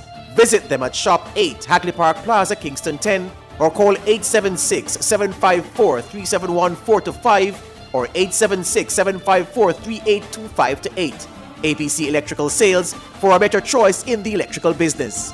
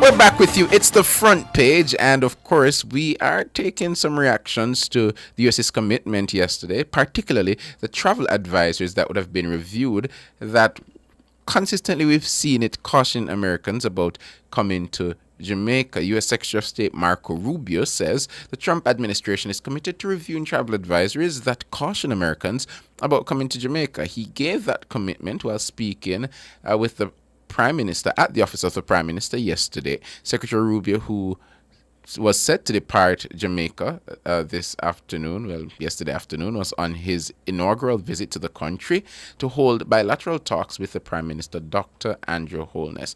Tawna Thomas reports. In 2024, then Senior Tourism Strategist Delano Seawright admitted that the U.S. travel advisories had a negative effect on the industry. In travel advisories last year, the U.S. cited crime and substandard medical services as key reasons for Americans to reconsider traveling to Jamaica. The nation's Foreign Affairs Minister, Kamina Johnson-Smith, had also expressed concern over the scope of the travel advisories on Americans who intended to visit the island. In her engagements with the U.S. officials, she expressed disappointment, noting that the language used in the advisories did not reflect Jamaica's significant progress in security and healthcare. Those concerns that formed a part of Wednesday's bilateral talks led by Prime Minister Holness have seemingly not gone on deaf ears. Coming out of the talks, Secretary Rubio announced his commitment to review the U.S.'s travel advisories against Jamaica. We did talk about tourism because obviously it's a significant part of your economy, and we pledged we were going to go back and reevaluate the travel advisories as they currently stand to ensure that they do reflect the reality of the new numbers and what the numbers show. Secretary Rubio commended Prime Minister Holness for his continued thrust to bring down Jamaica's murder rate. You've made very impressive progress in your general numbers overall when it comes to the murder rate and so forth. But in particular, with those travel advisories are designed to American travelers. And I think we need to analyze that and just ensure that the status we're currently in accurately reflects the status quo and takes into account the progress you've already made this year and made last year, year over year, which I think is one of the highest numbers in terms of reductions that we've seen of any country in the region. At the end of 2024, Jamaica recorded a 19% reduction in murders. So far this year, murders are down 35%. Meanwhile, Secretary Rubio says the U.S. is recommitting to doing more to stem the flow of illegal guns into Jamaica and boosting the capacity of the local police to combat gangs. Our conversations that lead back to my time in the United States Senate. How many of the guns and the weapons that are being used by gangs to commit acts of violence here in Jamaica are purchased in the United States and then shipped here? And we want to commit to doing more to stopping that flow at the same time as we do more to commit to increasing your capacity. That's the other thing I underline. What we're talking about here when we talk about American assistance is America helping Jamaica build its own capacity, its own ability to confront these challenges and solve these problems. Because security is a baseline for everything. To that end, we have some good things to announce today here. The Jolt Fusion Center that is starting up again, and that's been even further strengthened. That's going to help address lottery scamming. We can announce synthetics detection equipment for Jamaica's forensic labs. Another counter-gang recruitment program that we seek to launch as a result of our visit here today. He also announced that the U.S. will be providing more intelligence software to the Jamaica Constabulary Force. Tona Thomas for Nationwide News. For reactions, we're joined this morning by Tourism Minister, the Honorable Edmund Bartlett. Good morning, Minister Bartlett. Good morning. Good morning both to you and Tona and all of Jamaica. Good to have you on this morning. First question to you, Minister, is how significant is the U.S. Secretary of State's commitment to reviewing the travel advisories for Jamaica, in particular the tourism industry? Well, this undertaking is a welcoming news to Jamaica and to our entire tourism industry. We know that the U.S. is our largest and most important market. In fact, talking about largest is probably an understatement because in real statistical terms, it's the market. And therefore, any negative suggestions from any quarters whatsoever is taken very seriously. But particularly when a travel advisory is issued against us, which is negative. So we are very driven by the need to have this review, and we're very pleased that the Secretary of State himself has given an undertaking to review it against the background of improved performances in the indicators that guide the level of advisory that a country gets. And I wanted to go there, Minister, to ask what was presented to the Secretary of State yesterday as Jamaica ceded the ground to come out with this result of the Secretary of State announcing to Jamaica that they are committing now to reviewing, re-evaluating travel advisories.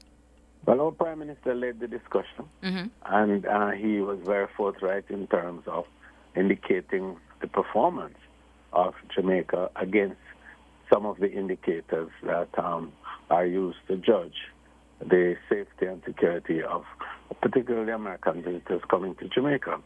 And I think the arguments were strong, and the Secretary of State took note of them and, in fact, indicated that he himself had noted that we have had improvements. In fact, he articulated that himself during the press conference and, indeed, in the discussions. And I wanted you to speak to Minister as well, a particular figure within the numbers in relation to crime and violence in Jamaica. A figure was identified or spoken to by the Prime Minister yesterday in relation to homicide numbers for tourists in the country. Very minuscule number that was pointed out by the Prime Minister. What was it, 0. Absolutely, 0.01%. And that is enviable across the world. In fact, it was not just our numbers alone, but it was reinforced by a Gallup poll, which indicated Jamaica's level of visitor safety. And we're proud of that. We know that any incident at all that is negative to any visitor is of great concern to us. And indeed, establishing the only policy in the world, the Destination Assurance Policy, which Jamaica introduced and has given to the world as the standard by which we indicate a promise to our visitors of a safe, secure, and seamless experience. That assurance is a seriously taken one, and Jamaica moves hard, and we're very tough on the hotels and our workers and everybody in that regard, because tourism ethics is at the heart of ensuring the integrity of your destination. Was any timeline given for feedback on when they complete their reviews and how they might go about issuing future travel advisories? Was any feedback given on that reevaluation process? I understand that the review is currently going on. Normally, it's every 6 months.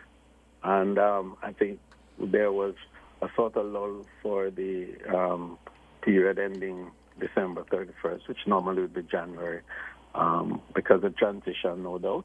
But that the review for the period is currently on, and we should hear in short order what the position is. We're speaking with the Minister of Tourism, Edmund Bartlett, on this announcement coming out of bilateral talks yesterday from the U.S. Secretary of State, Marco Rubio, who says the Trump administration is committed to reviewing travel advisories that caution Americans about coming to Jamaica. Going to take a break and come back with more.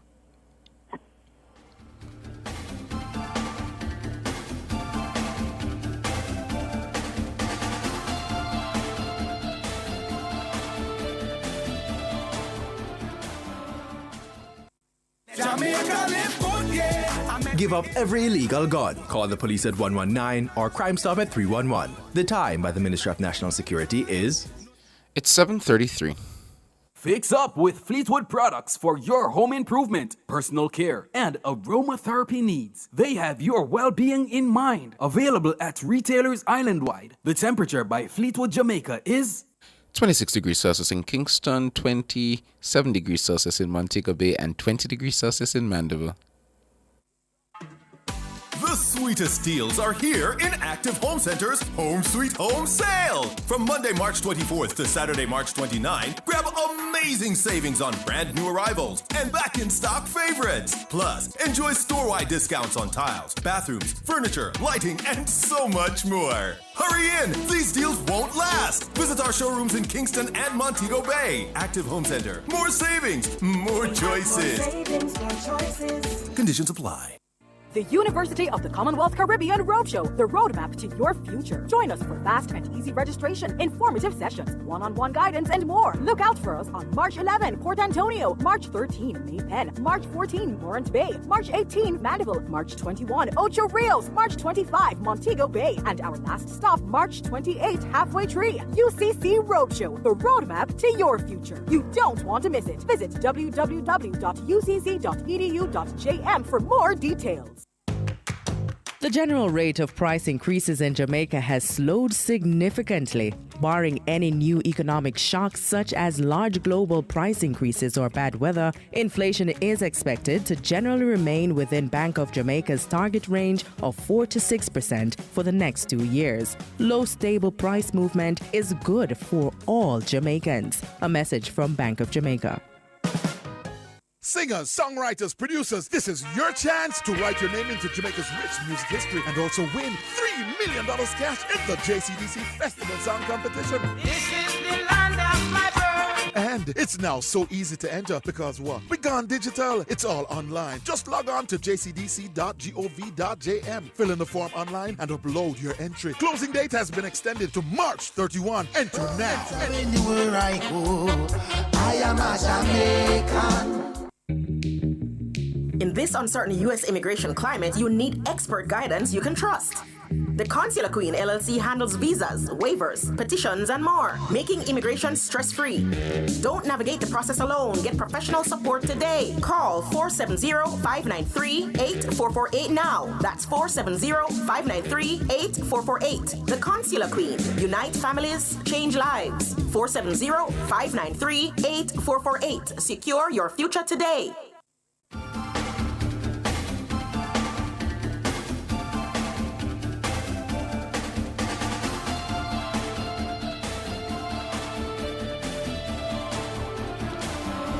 Thank you so much. We are in our front page segment and we're speaking with the Minister of Tourism, the Honorable Edmund Bartlett, about the commitment from the U.S. to review travel advisories.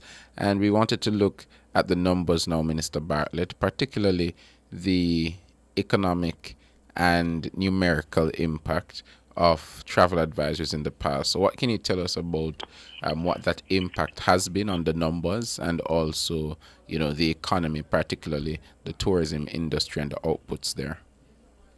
Well, travel advisories overall dampen the enthusiasm and demand for travel to the destinations against which these advisories are placed. Right. And therefore, it does have an impact beyond the fact that there's an emotional connection. There's also an issue of how it impacts trade arrangements, investment possibilities, as well as the regulatory arrangements around travel.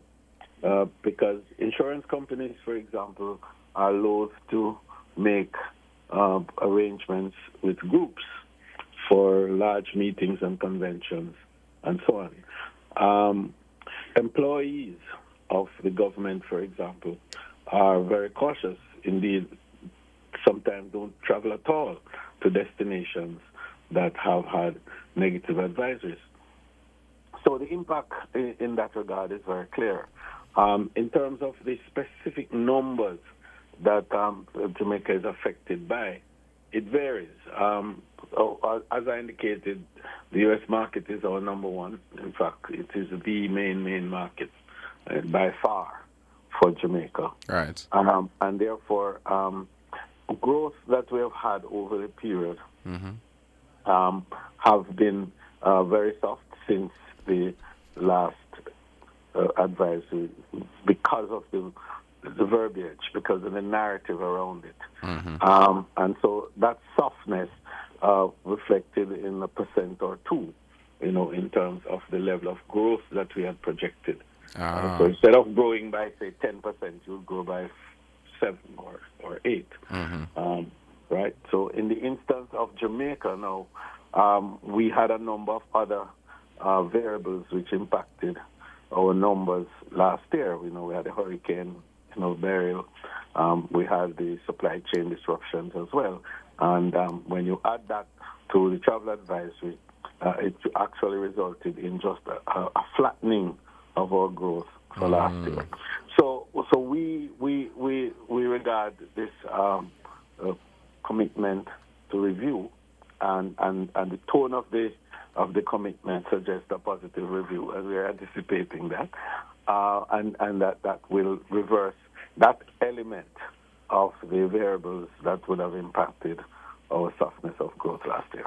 Yeah, and on that point, Minister, what would the successful outcome look like for you, and how does the Ministry of Tourism incorporate that in its own risk management plan of the many factors that you have to deal with for getting tourists in and keeping those percentages growing?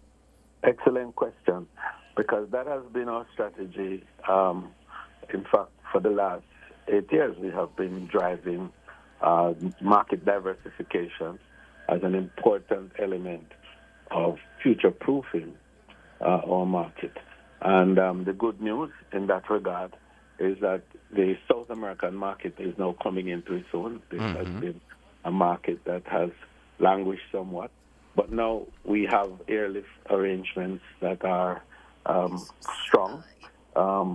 We are about to announce, and I don't want to preempt my budget speech, but we're about to announce 2 very important new airline partners who will join us from the South American market. One that will begin, in fact, in summer with charters, and the other that will begin in fall for scheduled charter arrangements, meaning normal weekly flights. So we are looking forward to that. Already we have Copa, which does extremely well for us, and LATAM, which started in December of last year and is doing quite well, coming through Lima, Peru, but connecting to all the countries in South America. As you know, LATAM is the equivalent of American Airlines. Right. In that region, right. And then we have discussions with the 2 Brazilian airlines as well. So we're looking forward to really strengthening our position in South America. And this year, we're anticipating an increase of nearly 100% on the visitor arrivals from South America. That's exciting. Now, the Middle East. I've been working. Just before you get to the Middle East, so what's the arrival number like now from South America? Because you say you're expecting 100% increase right, this year. We're just about 20 or so thousand. We're expecting to double that this year, and the anticipation is to reach to 100,000 from South America by 2026, 27. That's that's a marked increase. That's a marked. Because of the new flights, right, and the new airline. See, everything is about air capacity, and once we're getting the airlift, the numbers go. Yeah, so you're going to Middle East, and I wanted to say as well, I saw a tweet from the state minister speaking about Emirates. Yeah, well, we did a little better than that. The statement was made in regards to Emirates. Okay. Yes, which I believe should be with you, if not already, very shortly.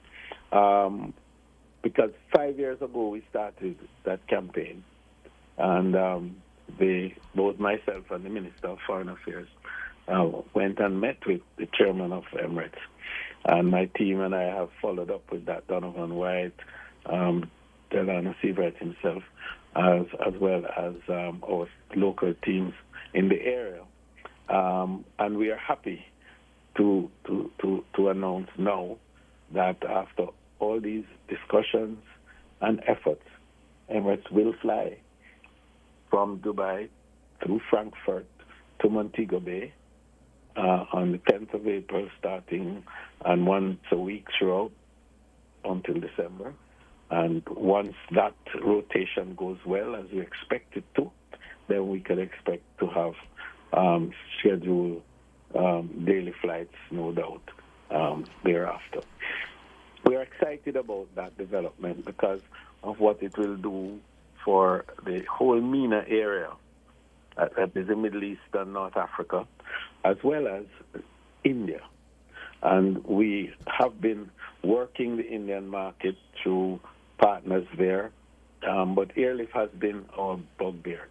With Emirates coming to us, Emirates is the largest carrier for India outside of the country, with 77 flights a week into different parts of India. So we're excited about that connectivity. And in fact, we should have gone to India in January of this year, but circumstances overtook us.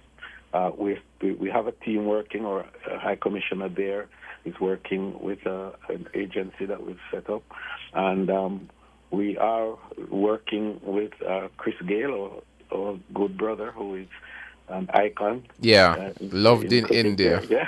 Loved in India, yeah. So we're excited about building out that Indian market, which is emerging to be the second or third largest market in the world. So we think that those connections will give us the drive. And also Eastern Europe, some of those new economies that are emerging in Eastern Europe with capacity for travel. We are talking with them, and we're looking at visa arrangements that will facilitate ease of travel from those parts to Jamaica. Wow. Thank you so much, Minister. We really appreciate you coming on, talking to us and our listeners. We are glad for the updates and for the understanding of where the tourism industry under leadership is poised to go, and we look forward to positive news. Read the travel advisory. Thank you very much. And I just want to say before you go that we are, as an industry, so appreciative of the support that we've had from the Jamaica media. And in some countries the media almost is adversarial to certain things. In Jamaica, the media is supportive of our economic growth and development, and tourism certainly has benefited from it. And I didn't want to close this interview without making that point. Thank you. All right, thank you so much. That was the Minister of Tourism, the Honorable Ed Bartlett, giving us reactions to the U.S. commitment to reviewing the travel advisories that caution Americans about coming to Jamaica, and some other tourism updates, which, of course, we were glad to hear. All right, we're going for a break. We'll be back with you. We're still on the front page.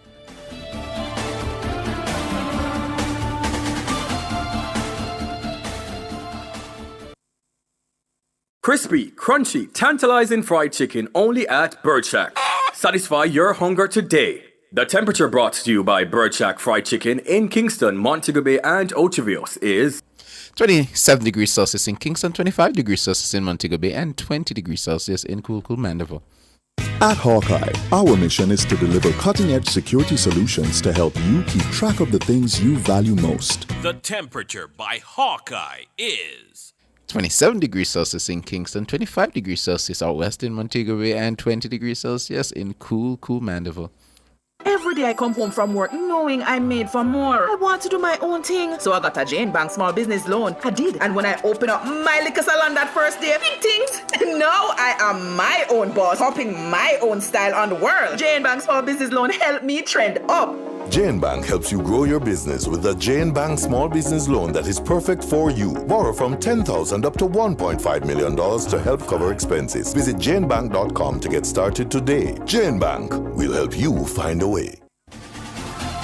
For all your electrical needs, visit ABC Electrical Sales. They stock a wide variety of electrical supplies including plugs, switches, panel boards and conduits, plus energy-saving fixtures.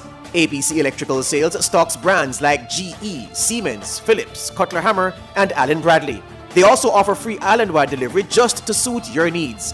Visit them at Shop 8, Hagley Park Plaza, Kingston 10, or call 876-754-3714-5 or 876-754-3825-8. ABC Electrical Sales for a better choice in the electrical business. Maxfield Bakery, breads and buns and Maxfield Bakery for breads and buns and bullets too. It's Maxfield Bakery for the best Easter bun. You know that's Maxfield Easter bun, the juicy fruity Easter bun. Order online and send abroad at maxfieldbakery.com or call Maxfield Bakery at 926-2160 or 929-3897 and get yours before they're done. Scatter says so.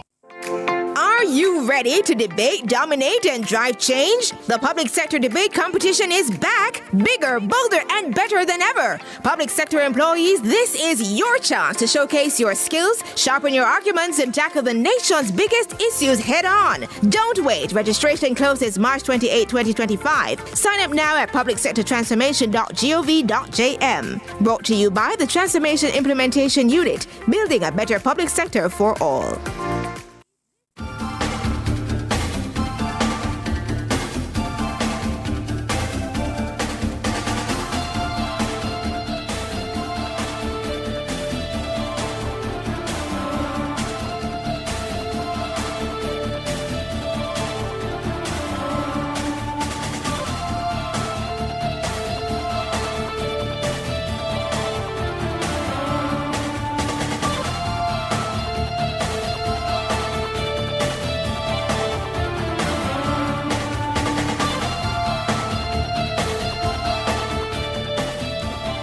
Welcome back to Nationwide this morning. So the Right Reverend Leon Paul Goulding has been elected as the diocesan bishop for the Diocese of Jamaica and the Cayman Islands.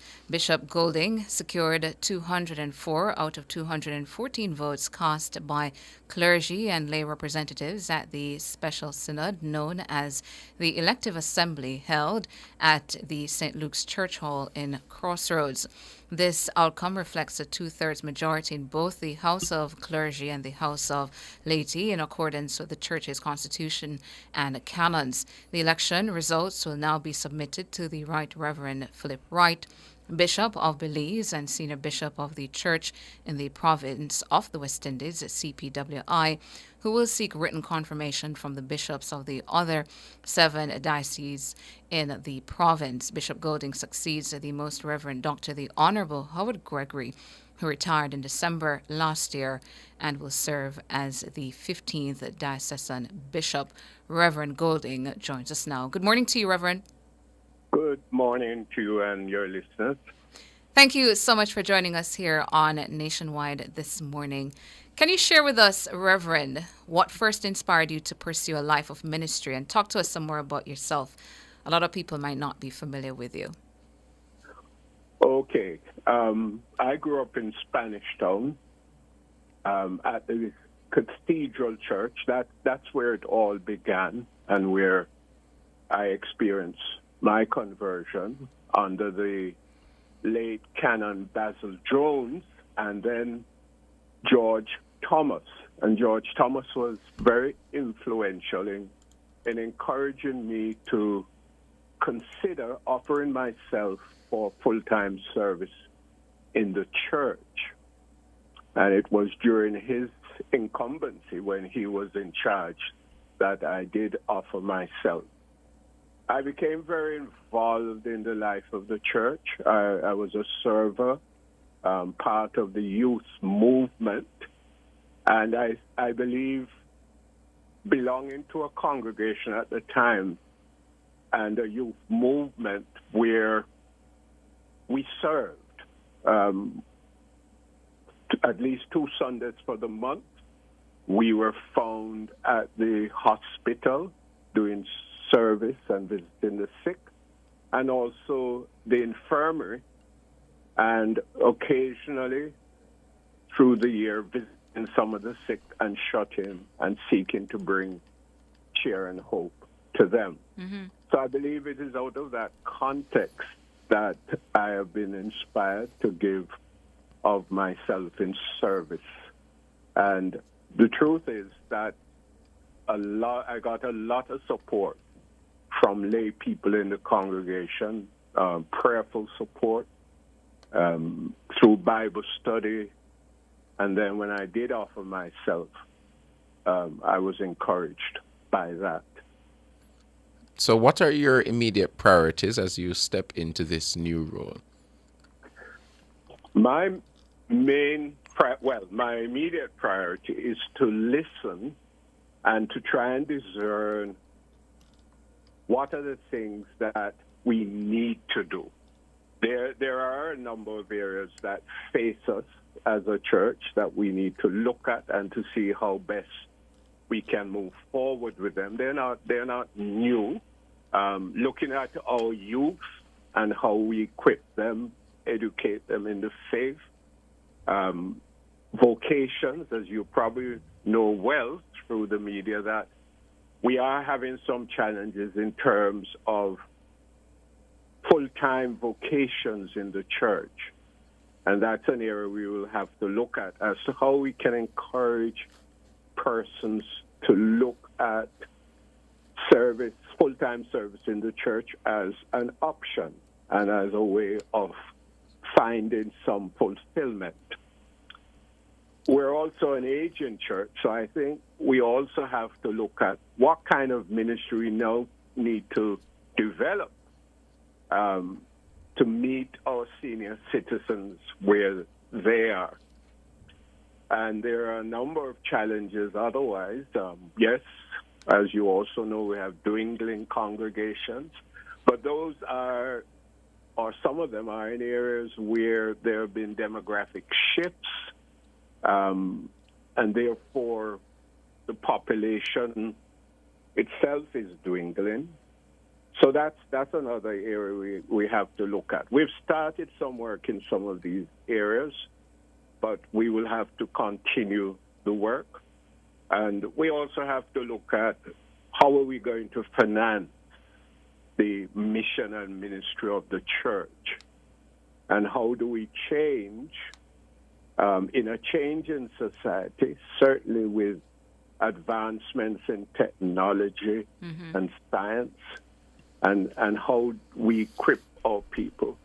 One of my priorities that I would seek to fulfill, and it's not new with me, is to look at how we equip the laity for mission and ministry, and to be active forces within their congregations and the wider community. That work that you said you have been doing, Reverend, to sort of revitalize engagement within the church, how what has been the feedback in relation to that, especially among young people? I would want to say it's been mixed. I think, positive. And when I say, I am not the only one, and a number of persons are involved in that area. Mm-hmm. I have, throughout my ministry, mainly been involved with lay training to a great extent. But I've seen positive fruits. I've seen people grow. I've seen some of our young people grow and continue to grow through that ministry. And I've also seen persons open up to possibilities through the church and its mission and ministry. So how do you plan to revitalize the engagement as you spoke of declining numbers? What would be different under your leadership to, kind of get people more involved and revitalize the congregations that would have had this problem? Let me say I'm not so certain if my approach is going, let me put it this way. I think through collaboration and teamwork, there's no doubt that in some areas with the social realities that those congregations are not going to grow. They are communities with aging population.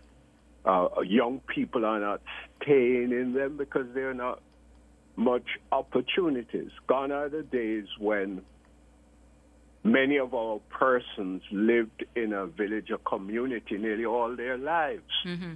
And even if they went out to study, to become teachers, they came back.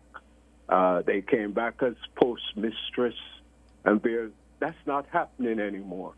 For some time now, in some of these communities, once our young people get to high school, and for some, not so bad now because we have more high schools, but once they go to high school, they're not coming back to the community, especially if they go when they used to have to go into Kingston.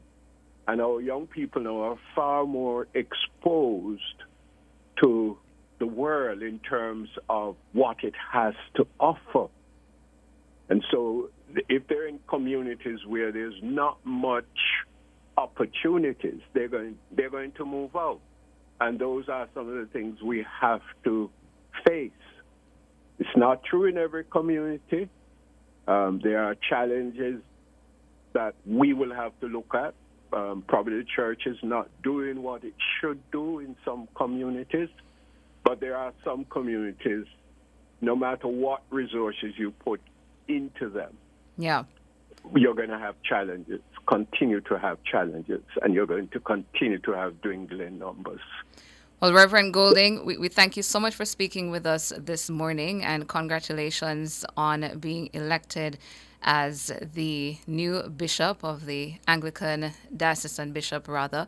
And we look forward as well to covering those revitalization efforts that you will be making to ensure there's more engagement within the church. But all the best. Thank you very much. Right, Reverend Leon Golding was speaking with us there. We're going to take a break. And then when we come back from the break and across Jamaica, we'll be speaking with the deputy spokesperson in the U.S. Department of State. Front Page was brought to you today by ABC Electrical Sales, for a better choice in the electrical business.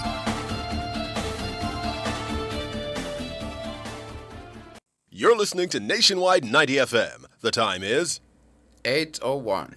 Success, powered by learning. The Temperature, brought to you by Sandals Corporate University. Come grow with us, is 27 degrees Celsius in Kingston, 25 degrees Celsius in Montego Bay, and 20 degrees Celsius down in Mandeville.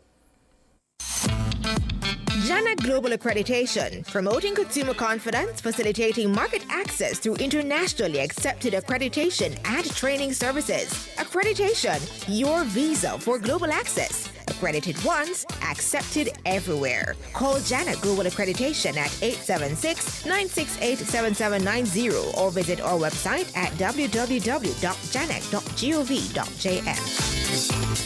JPS. Aye, my JPS app. The mobile app brave as I said hot. With the mobile app, you feel know you can't flop the app. In a happiness, cause what? My JPS app easy, turn a riddle my light off it bright than the moon. If I want thing me love me JPS app, me I tell you about it in a the tune. My JPS app easy, turn a riddle for me light off it bright than the moon. If I want thing me love me JPS app, yeah we fully outside with the crew. JPS, pouring what matters.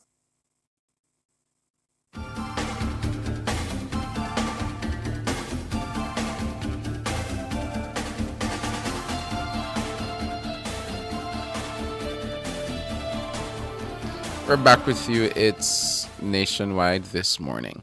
Under President Trump's second term, U.S. foreign policy in the Caribbean has been shaped by strategic interests, economic considerations, and geopolitical rivalries. Washington's stance on key regional issues, including health care, diplomacy, border disputes, and human crises, has influenced its relationship with Caribbean nations. We're joined this morning by Deputy Spokesperson in the U.S. Department of State, Mignon Houston. Thanks for that correction, Michelle. Good morning, Mignon. Good morning, Nationwide News Network. Good morning, Jamaica, and to all of your listeners. Thank you very much for having me. Thank you so much for joining us here on Nationwide this morning. Wanted to begin here. The U.S. Secretary of State was in the country yesterday for bilateral talks with the Prime Minister. Talk to us about the strength of the relationship between Kingston and Washington at this stage of President Trump's second term in office. Absolutely, and thank you for the question. Look, Secretary Rubio's decision to travel to the Caribbean twice this early in his tenure speaks volumes. It underscores the high priority this administration places on our hemisphere and especially on our Caribbean neighbors, which we like to call our third border.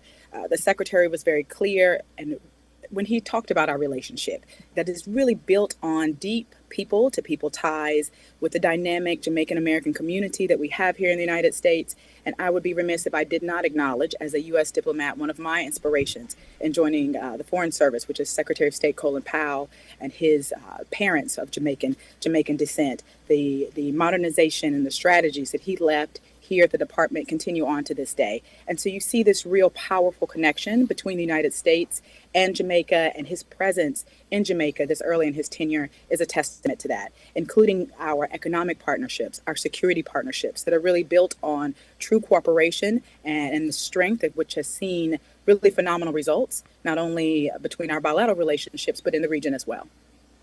And yesterday as well, Secretary Rubio pointed out during the press conference at Jamaica House that, they're not really giving up on the aid business, but a lot has been happening in relation to the USAID.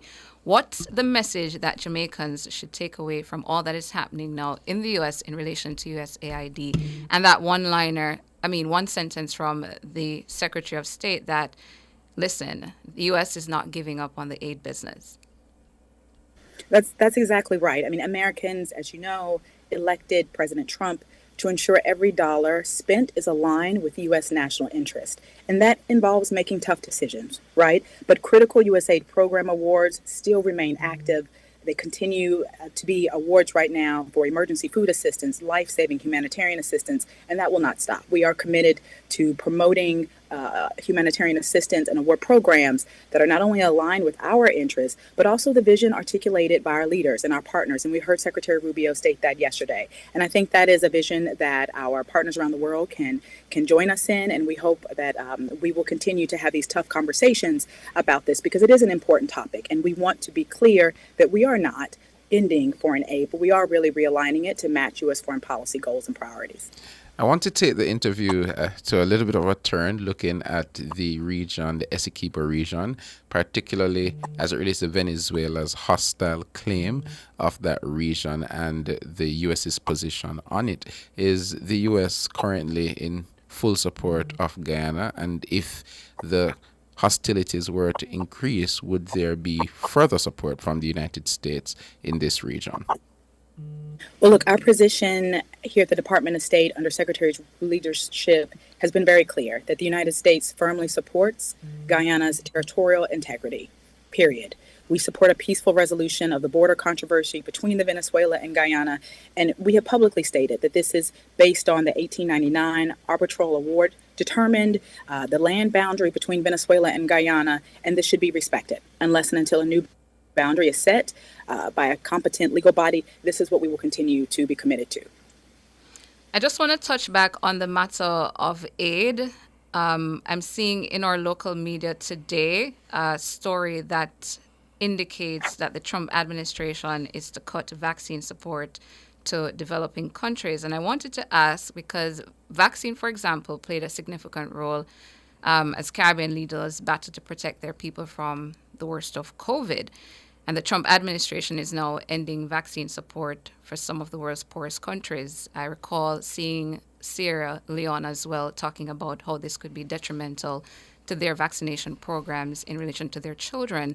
So I wanted to ask, what is the attitude towards the use of vaccines in the Caribbean in the event that a COVID-type event emerges during Trump's second stint? Right. Well, I just want to remind our listeners that President Trump was really a leader in really getting out the COVID vaccine during the COVID epidemic. And, you know, we should really think about that it's important that the president is really considering that we want to hold treatments to high standards so that people can trust their options, so we can make informed decisions about our medical care, working with our partners and making these informed decisions. And that's what you're seeing right now. You're seeing a review of all of our policies and our procedures to make sure that they really line up with what the American people voted for in President Trump. And that is someone to take a hard stance at what makes sense, what's pragmatic, what is relates to the rule of law. And that's what we're seeing right now. We are continuing to commit, as I mentioned, to emergency food assistance, life-saving humanitarian assistance. We're not going to stop those commitments as long as we know that they are supporting U.S. national security and in line with our partners in the governments in which we are providing these services. But this is what's important, is that we make informed decisions, that we're looking at the science, that we're making tough decisions that really benefit individuals in our country, but the countries that we support as well. And Mignon wanted to touch on Haiti as well. The U.S. Secretary of State briefly spoke on it yesterday at the press conference after the bilateral talks with our Prime Minister. And I see as well that he met yesterday with Jean in relation to Haiti matters. Wanted to talk to you about what next for Haiti and how the U.S. can play a part in that. Is it that the U.S. will be providing more resources to Haiti in relation to that national security mission that is there? I know that the U.S. is one of the main financial partners in relation to that mission. Right. You know, the gang violence, as you have acknowledged in Haiti, it's deplorable. It is a tragedy to see the Haitian people suffer in this way. It is not lost on us that this could be ended, you know, immediately. And what the secretary has asked for, he has approved millions of dollars in mission critical assistance to the MSS mission, to the Haitian National Police. The United States continues to commend the extraordinary bravery of both the Haitian National Police and all personnel supporting the MSS. We know that the deputy commander of the MSS is Jamaican, the critical role Jamaica has played, and the Caribbean in supporting Haiti. And so we will continue to look at ways to support the Haitian people. We have provided logistical assistance, equipment, advisory support to ensure that the Haitian National Police and the MSS have the equipment, the resources that they need to make informed decisions to protect the people on the ground. But overall, I would say that our commitment to Haiti is unwavering, that the United States government has a long-standing relationship with Haiti, and we want to work with our partners to ensure we are giving Haiti what the country needs to really realize their aspirations in the future. The Haitian people deserve better, and we're working with our partners around the region and the world to make sure we can see that fulfilled. But has it been decided yet what that more support will look like? Look, we are engaged with our partners on a daily basis. This is a conversation we have routinely about how we can support the MSS and the National Police Force in Haiti to get the fighting to stop, to work with our Haitian partners to make set conditions on the ground which are livable for the Haitian people. So I'm not going to preview anything more than what I've mentioned thus far, which is the millions of dollars that have been given even during this humanitarian pause, even during this period of really realigning some of our humanitarian assistance. Millions of dollars have gone towards Haiti to protect the MSS mission and the Haitian National Police in their work, and we will continue in that vein. But I would say that, I want your listeners to know that we are focused on engaging with our partners in the region and around the globe on Haiti. This is a serious conversation that we continue to have every day, and we are thinking very strongly about how we can continue to help the people on the ground in Haiti. Mignon, I know we didn't have a lot of time with you, but for the time we had, I thank you, Mignon Houston, the Deputy Spokesperson in the U.S. Department of State. Thank you so much for your time this morning, and all the best. Thank you so much. We're going to take a break and come back with more.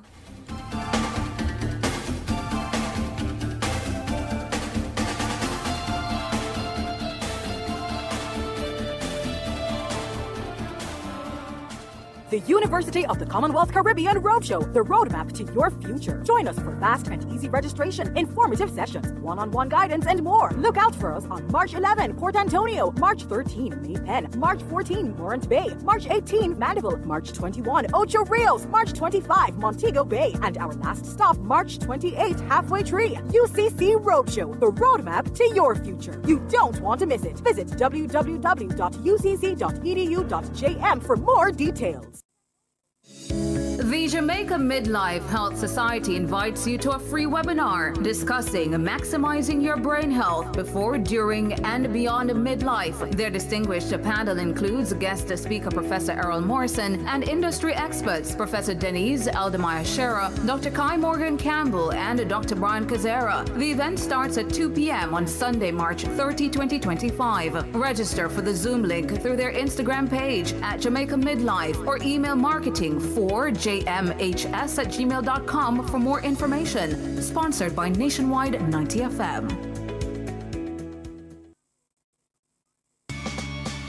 Enough power tool, big to small. Jackama figure dig the wall. Our Total Tools. Beat waka figure trim the lawn. We have everything your job demand. Total Tools. We rent them, sell them, and fix them. Also give Total Tools a call. When I say home improvement, landscape construction, or Total Tools are your option. Home improvement, landscape construction, Total Tools are your option. Total Tools, located at 102 Main Street, Ocho Rios, 34 Slive Road, Kingston. And lot C6 Jacksaw, St. Anne's Bay. Call us today.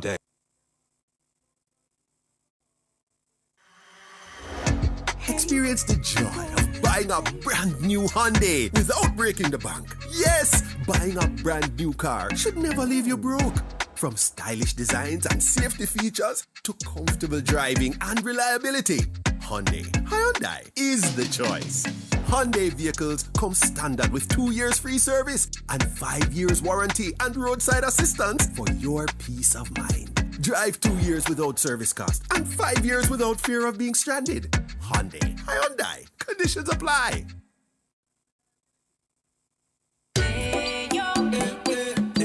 And everybody let me hear ya.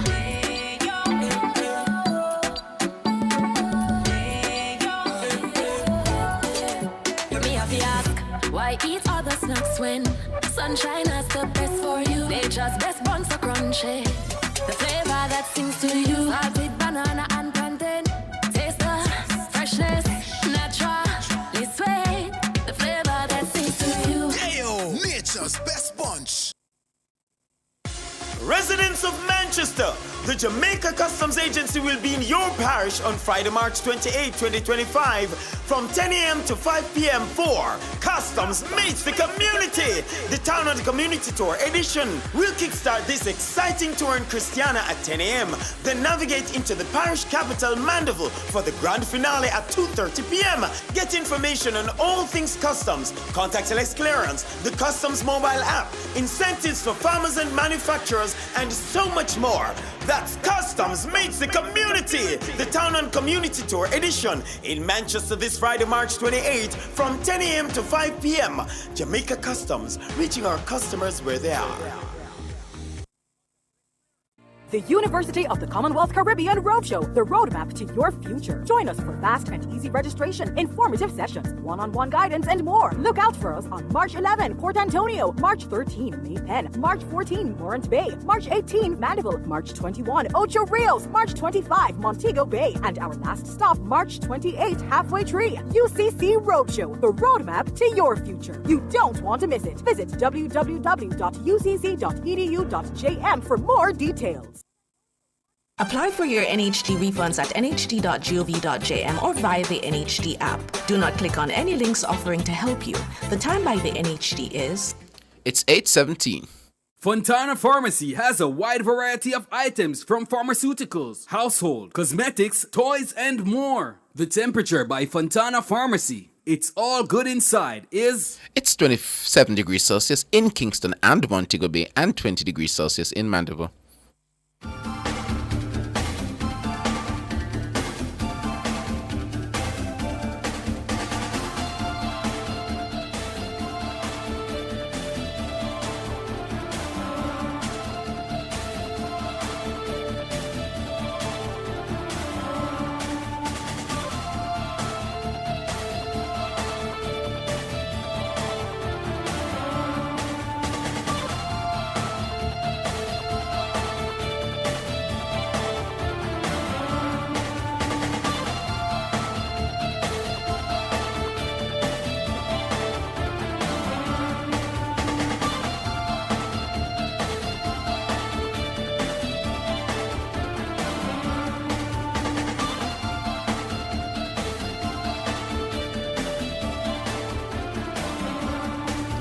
And in this moment, it's 8:18, and we are now in the champs season. We have seen the 100 meters last evening, and of course, I think the time was 10:05 for the class 100 meters. A pretty quick time from our class 1 boys, which is really good for future in athletics. But I dare say Mr. King had some words about who would win champs. Who did you say would win champs, Mr. King?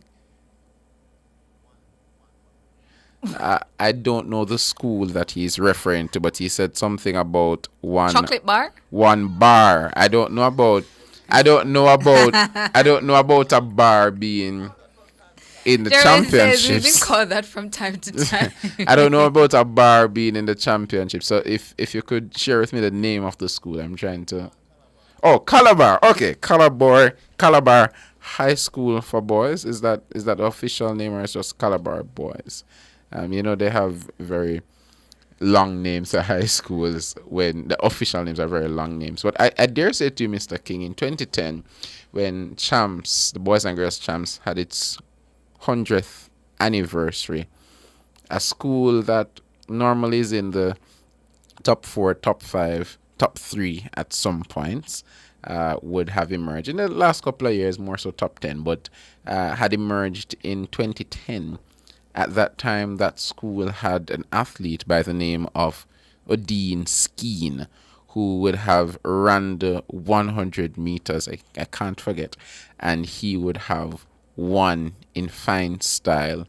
And most athletes from that school would have placed either first or second. It was a smaller team. It wasn't as large as the Purple Knights from North Street, or from those on Red Hills Road, the one bars, as Mr. King would call them.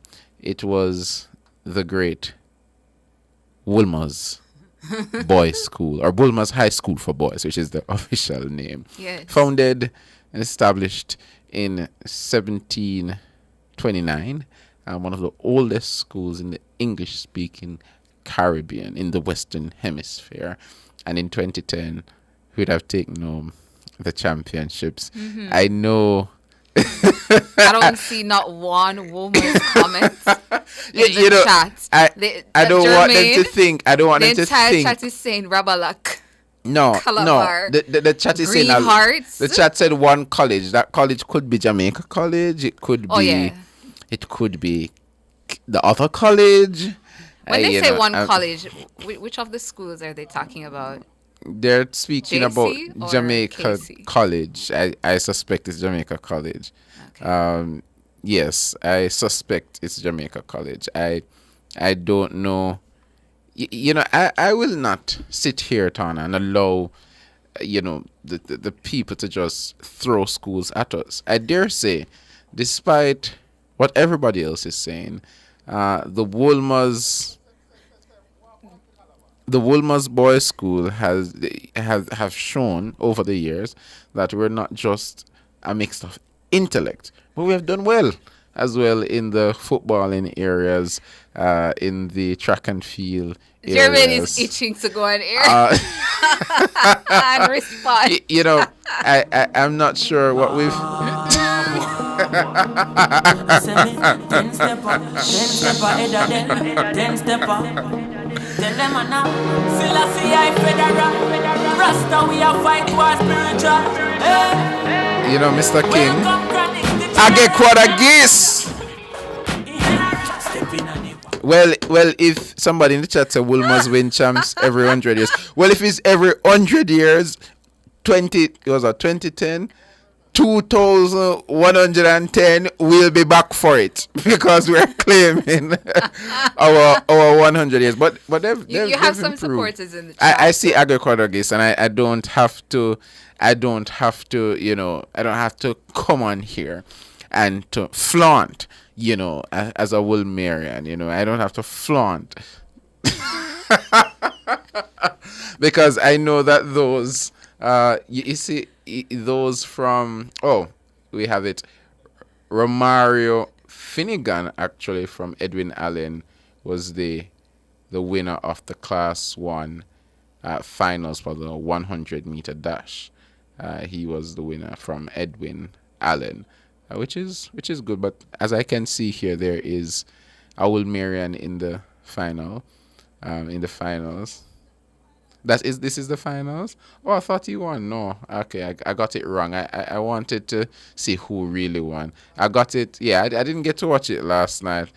But I do want to report the who won, because I thought that was who won. No, it's who is in lane 1.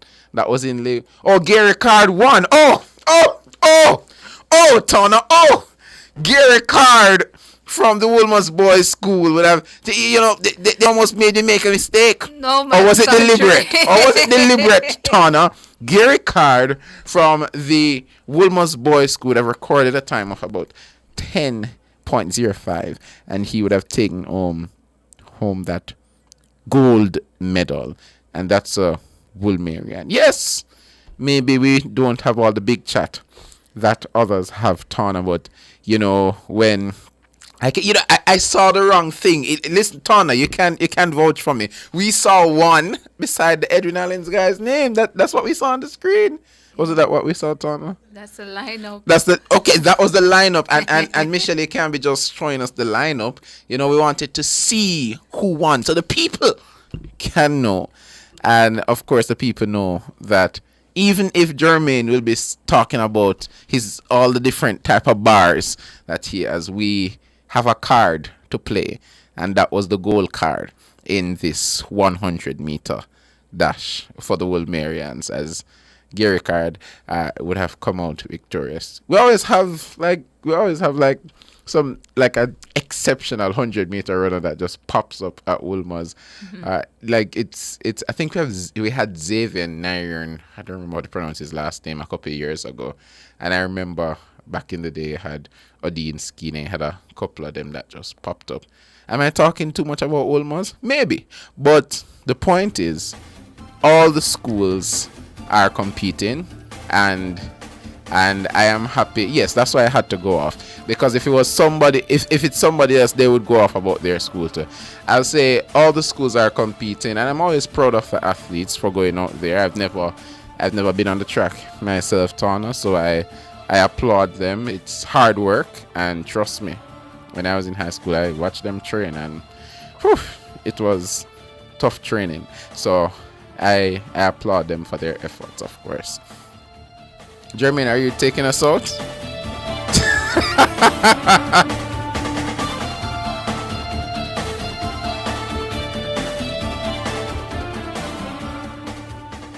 Data Protection Matters is brought to you by Design Privacy. We help you comply and build trust.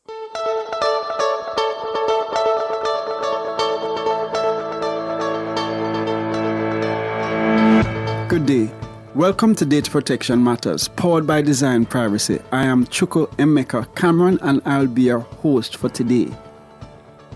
Over the past 2 weeks, on Tuesday, I have been on one message, one theme: disaster preparedness and what that looks like in the age of digital transformation. Business continuity in the age of digital transformation.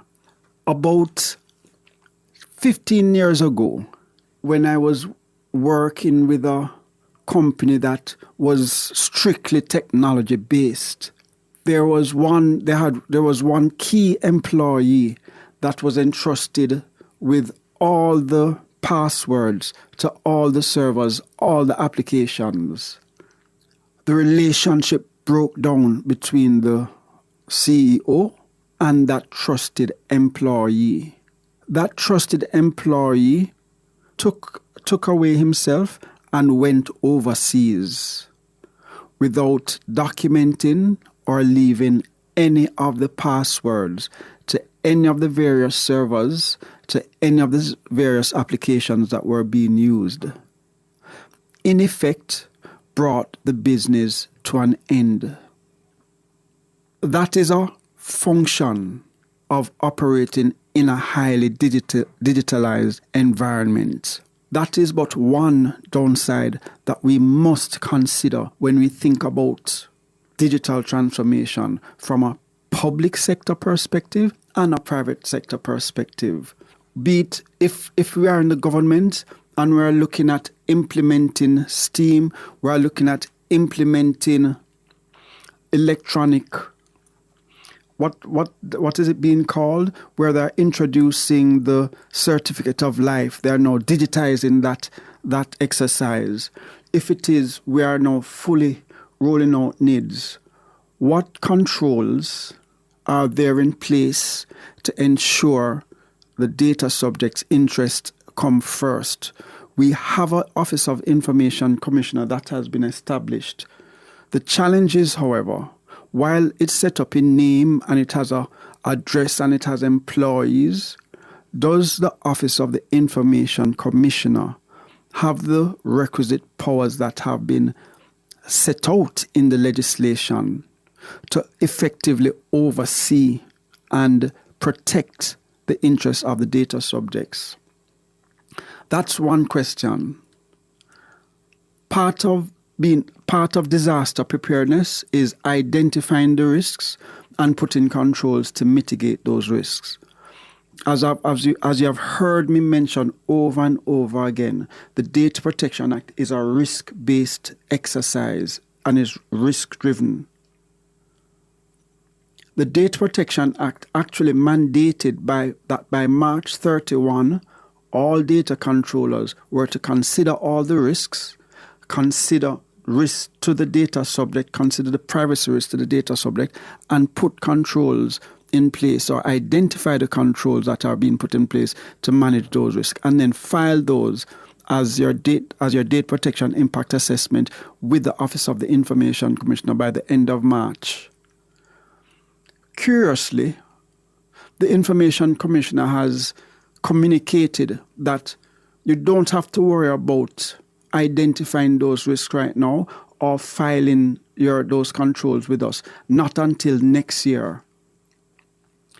As a responsible data controller, which by now you should start having an appreciation of your responsibility to your employees, to your data subjects, and to your shareholders, you would appreciate and take on board the idea that you have to assess those risks, whether or not you have to file them with the Office of the Information Commissioner or not.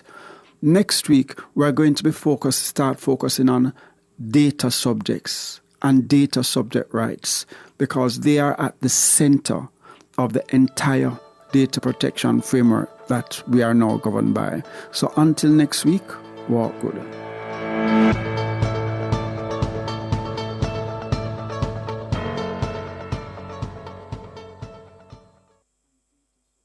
Data Protection Matters was brought to you by Design Privacy. We help you comply and build trust. You're listening to Nationwide 90 FM. The time is 8:31. Skillset Talent Solutions offers marketing, accounting, business registration, logo creation, tax filing, background checks, and recruiting services. Call them at 876-559-3212. The temperature by Skillset Talent Solutions is 27 degrees Celsius in Kingston, 27 degrees Celsius in Montego Bay, and 22 degrees Celsius in Mandeville. Digicel, live life your way, no free what? Digicel postpaid. With Digicel postpaid, it's all about you. Sign up or pay your bills to stay active for a chance to win a luxurious all-expense paid trip for two to Royalton, Antigua. With round-trip flights on us, every week you could win exciting prizes. Event tickets, gym memberships, spa packages, excursion adventures, restaurant vouchers, and more. When you opt in on the My Digicel app, life your way starts now. With Digicel, better connected. Promotion ends March 31. Authorized under Section 58.3 of the Betting, Gaming, and Lotteries Act. Yo, my boss. Yo, my general. Yeah. Yo, my king. Yeah. The new BK Mega Stacker. Come for run everything. Choose your style. Double, triple, or quad stack. Juicy grilled beef. Plus crispy bacon, some stackerific sauce, and layers of melted cheese. So if you think you can angle it, satisfy yourself today. Order the BK Mega Stacker and have it your way. The new BK Mega Stacker. Built for satisfaction. Limited time. Only at Burger King. I pursue opportunities. I prepare for opportunities. I plan for opportunities. With Sagicor e-Invest, you can prepare, plan for, and pursue IPO opportunities. Browse IPOs, review IPO details and prospectuses. Select and apply for a featured IPO. I-P-O. With Sagicor e-Invest. Think wealth. Visit sagicor.com. Houghton's RX, the caring pharmacy, the Yes We Can pharmacy, the Yes It's in Stock pharmacy, the House Call Delivery pharmacy, the RX Pack mobile app pharmacy, the RX Plus digital wallet pharmacy, the 20% reward pharmacy, the easy to remember number pharmacy, 876-RX0RXRX, the easy access 24/7 pharmacy, Houghton's RX, the convenient pharmacy, #wellness, #simply delivered. Coveside Concert Series presents Timeless. It happens on March 29 at Plantation Cove, St. Anne. Featuring international superstar Dionne Warwick and more stars Myrna Hague, Queen Marcia Griffiths, and Dwayne Stevens. Timeless, March 29. Showtime is 8 p.m. and tickets are now available at Fesco Fontana Pharmacy, Plantation Smokehouse, and online at coveside.aitix.com.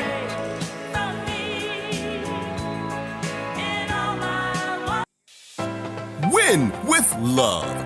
Use your JMMB Money Transfer Prepaid Visa Card from October 1, 2024 to June 30, 2025 for a chance to win your share of a $2.1 million grand prize, plus a $100,000 university cash grant and cash back from paying tolls and shopping with your card. Receive money 24/7 in minutes with Visa Direct via MoneyGram, Zoom, Remitly, or directly through RIA and Zoom. Visit jm.jmmb.com/money-transfer for full details on how to enter and win with love. Authorized under Section 58.3 of the Betting, Gaming, and Lotteries Act. Conditions apply. For generations, Jamaican families have trusted Imperial Optical to keep their vision clear and their style sharp. From their first eye exam to the latest in fashion frames, we've been there for every milestone, every moment, and every memory. Whether it's your child's first day at school or your grandparents' golden years, our care spans every age, every stage. Visit Imperial Optical today. Generations of care, generations of trust.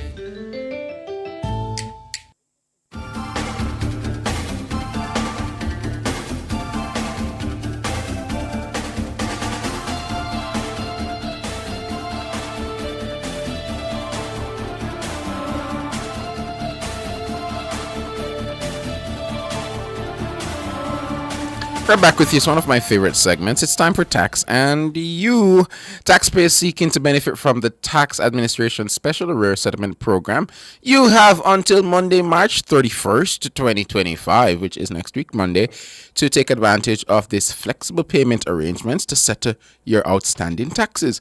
Joining me again is, of course, one of our favorite reps from the TAJ. He's a team lead for the Special Arrears Settlement Program and the General Manager for Mortgage and Revenue Center, Mr. Keeper Downey.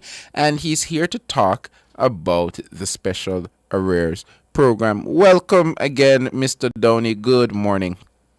Good morning, Sanjay. Thanks again for having me. And just to again clarify that I'm the General Manager for the Montego Bay Revenue Service Center and team lead for the special project. Right. So I thought the name of it was Mortgage and Revenue Center, Montego Bay. Okay, all right. So it's General Manager Mortgage and Revenue Center, Montego Bay. It's General Manager for the Montego Bay Revenue Service. But that's okay. I get you. We can get into the meat of the matter. All right, go right ahead, Sir Downey. Okay, fine. So we really want to thank you and to use this medium to provide some very important information regarding taxes, actually, to all our taxpayers and to the general public. In fact, we believe this is such good news to literally thousands of customers of TAJ. So the background is at the beginning of the calendar year, over 150,000 accounts or tax types had over $139 billion of arrears on the books of TAJ. We can break this down. About over 50 billion was related to principal taxes, while over 85 billion represented interest, penalty, and surcharge. Quite a bit of money there outstanding. So the Special Arrears Settlement Program is an initiative by Tax Administration Jamaica and the government of Jamaica, indeed, that provides an opportunity for all persons, businesses, whether self-employed, company, or organizations, to clear their debts without the additional costs that typically associated with late filing and payments related to several tax types, and thereby become compliant. So what this means is that individuals and businesses can take advantage, and you did mention the deadline of March 31, they can take advantage of an offer to reduce or even eliminate their interest, penalty, and surcharges by actually getting a waiver once they have paid on the outstanding principal and file all related returns for the tax types. So the tax types that we're covering under this program really include income tax. This is individual income tax, company income tax, pay as you earn, your regular payroll taxes, PAYE, partnership income tax. We also include under this program education tax, special consumption tax, general consumption tax, and asset tax. We want our listeners or taxpayers to also know that the waiver is being offered also to withholding taxes associated with income tax payments. So withholding taxes are also included once they are in the income tax category. So the program is covering outstanding principal tax up to the year of assessment 2024 and for the periods of assessment January and February 2025. So it's really a program that is quite current. Now, someone might ask, what are the conditions or the requirements that must be met to qualify for the waiver under this program? So basically, a couple of conditions. One of them, importantly, is filing. And what we are asking is that our taxpayers, in order to benefit, they must have filed all outstanding returns for the related tax types under the program to benefit. So if you have an account for GCT, income tax, and you intend to benefit from those taxes, you must have filed all your returns for those related taxes. There are persons with several tax types that are covered here. If you intend to benefit from any one of these tax types, you must have filed all your outstanding returns. So that's number one. Then there is the payment requirement. Basically, once you are up to date with your filing for the related tax type, then you must have paid part or all of the principal amount in order to benefit. So you'll benefit based on your filing and benefit based on your payments. And then for our GCT account holders, the law requires that you actually make an application to the Minister of Finance in order to benefit for the waiver. So we want to make sure our GCT taxpayers know that once you've filed and paid, it must be accompanied by a written application to the Minister of Finance. Of course, this application may be lodged at the TAJ offices island-wide. Now, what is the deadline for this special reassessment program? Importantly, about 5 days, including today, about 5 days to go. And so it's March 31, 2025. That is the date that we should bear in mind. So taxpayers have about 5 days in order to benefit. So still some time, but it's closing very, very rapidly.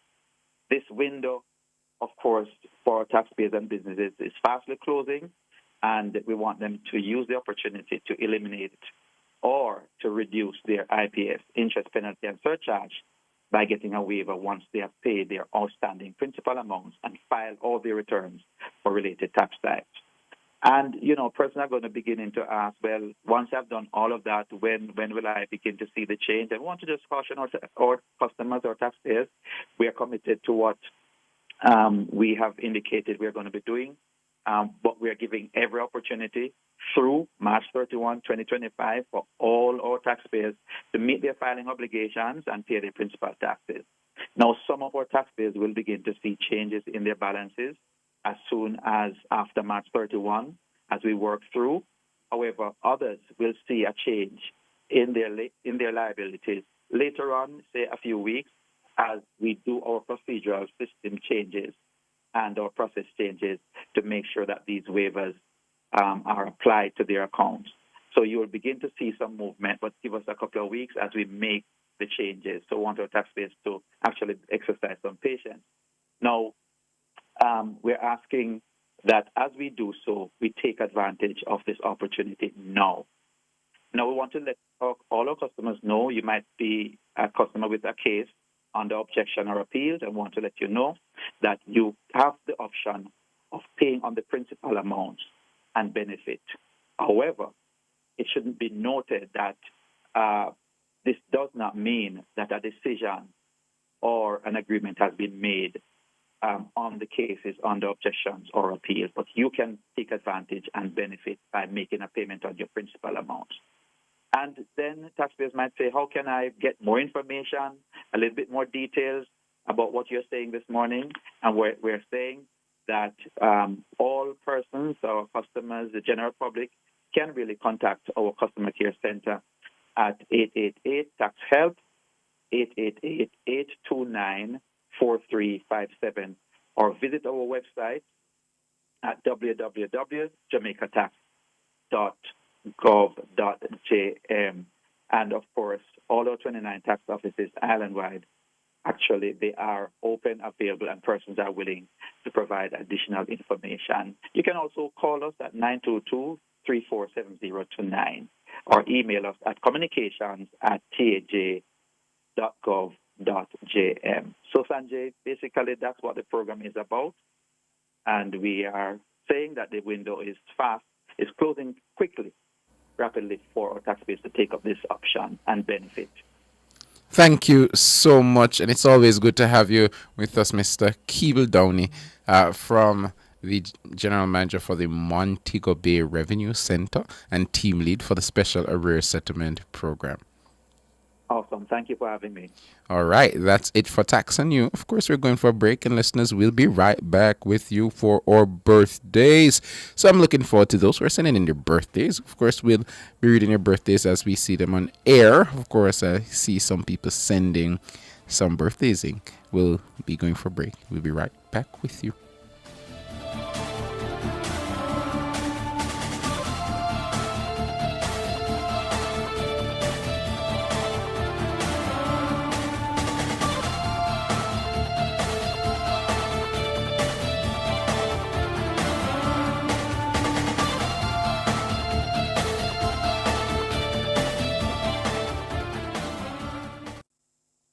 Jamaica's Spark program is investing $45 billion to improve roads, water, and telecom. Better infrastructure for a better future. The time by Spark is 8:46. The Birthday Club is brought to you by Burger King, the best tasting burger under the sun.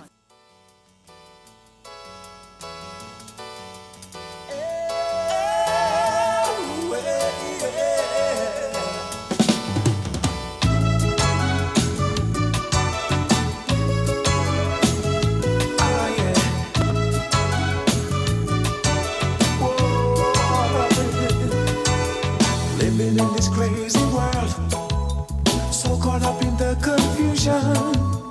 Nothing isn't making sense for me and you. But maybe if we find a way, there's got to be a solution. How to make a brighter day. What do we do? We've got to give a little love, have a little hope. Let's make this world a little better. Try a little more, harder than before. Let's do what we can do together. Whoa, whoa, whoa. Only we can make it better. Whoa, only if we try.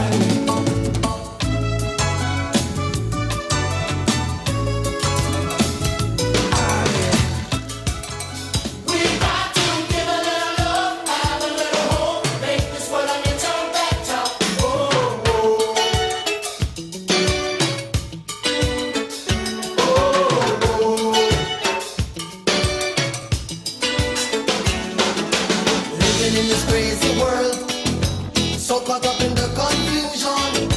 Nothing is making sense for me and you.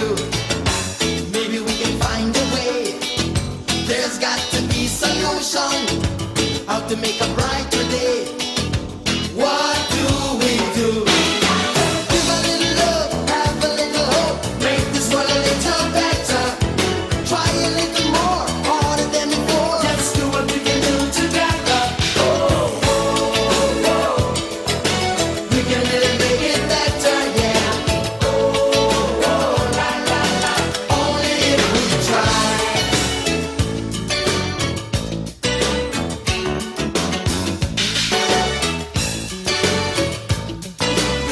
Good morning, Annie Smith, of course. We're gonna give a little love. Carl Roden, maybe I am your brother from another father. I don't know. But I'm from, my family is from St. Anne, I think. I think St. Anne, since as you're asking. But it's time for birthdays. If you have a birthday in the chat, I'm trying to find it as we give a little love to those celebrating their birthdays. Today is the 27th day of the month of March, and I'm starting down the bottom here. Angie Favorable says happy Queen Day to NTM YouTuber Primrose. Have yourself an absolutely amazing day. May all your desires be fulfilled throughout the year. Primrose, happy birthday to you. I'm seeing coming from Rich Richards all the way in the chat. What am I missing, Tana? You said your family's from St. Anne. And now Carl Roden says she's from St. Anne. Oh. Well. Well, we'll have to get into that. I didn't see as much. But Arlene Rose saying happy birthday blessings to my beautiful granddaughter Lachey Mackenzie in Queens, New York. From her mom, Sher, dad, Leah Croft, stepdad O'Neill, siblings, nieces, nephews, aunts, family, and friends. Happy birthday to you, Lachey, coming from all the fam there. I don't remember which part of St. Anne it is. And of course, Primrose, we're hearing those happy birthday greetings for you. And yeah, let me see what we have in the chat here. Oh my gosh. I am seeing here we have Chanel Smith wishing you a very, very happy birthday. Marlon Thompson, or Thompson Marlon, happy birthday to you. Today is Dahlia Harris's birthday, Tana. Happy birthday to you. Wishing for you a great day. Indeed, happy birthday to you And now we have Keisha Williams. A very happy birthday to you. Wishing you a very good day today. Enjoy today. Kevin Dunn, happy birthday to you wherever you are enjoying your day. Today is your day. We wish you the best. Anastasia Scott, wishing you a very happy birthday to you. Persia Perry, a very happy birthday to you as well. Julaine Clark, wishing you a happy birthday, wishing you more life and more health, more success. Owen Cross, very, very happy birthday to you, Owen.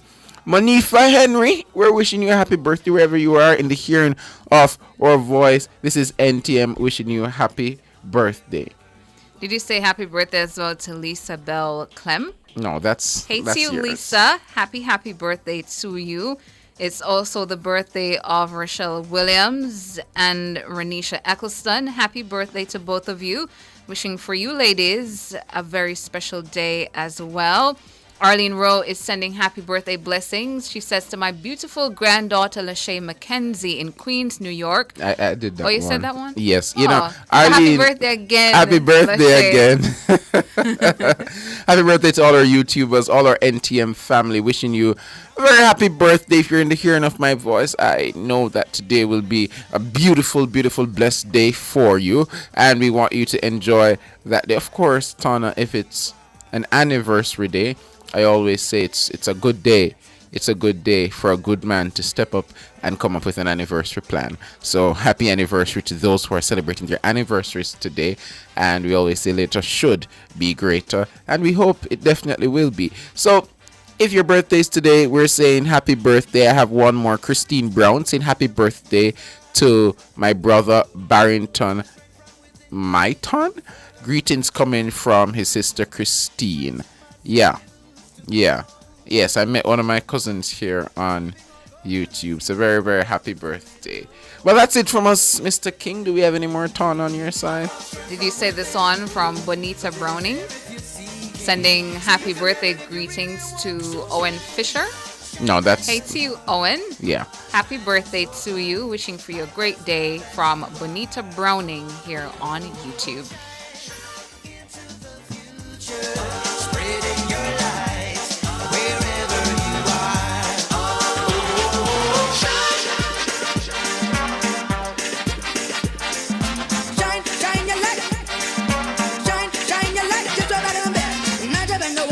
The Birthday Club was brought to you by Burger King, the best tasting burger under the sun.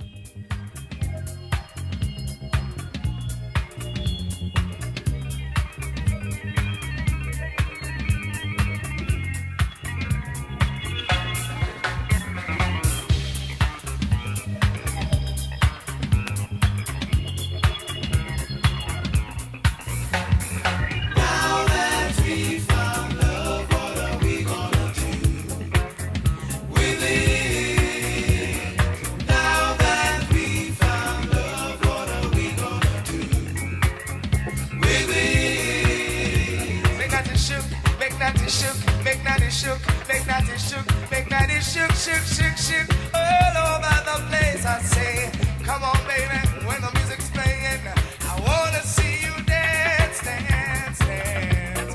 Come on, baby, say when the music's playing, I wanna see you dance. Get up and dance, move yeah, move yeah. I said, come on, baby, let me show you what I make you do. I said, music, oh.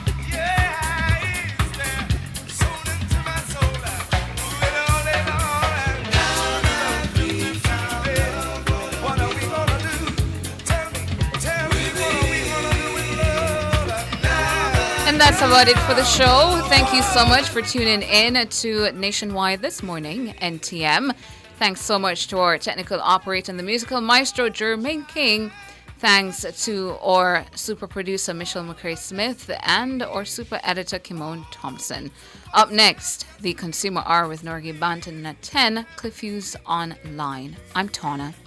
And I'm Sondre. Wishing you a blessed day. Good morning. Good morning. You've just heard Nationwide this morning on Nationwide 90 FM.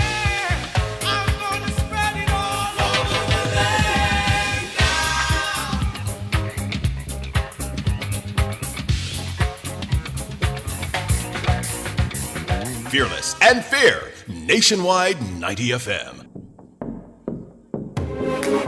On this week's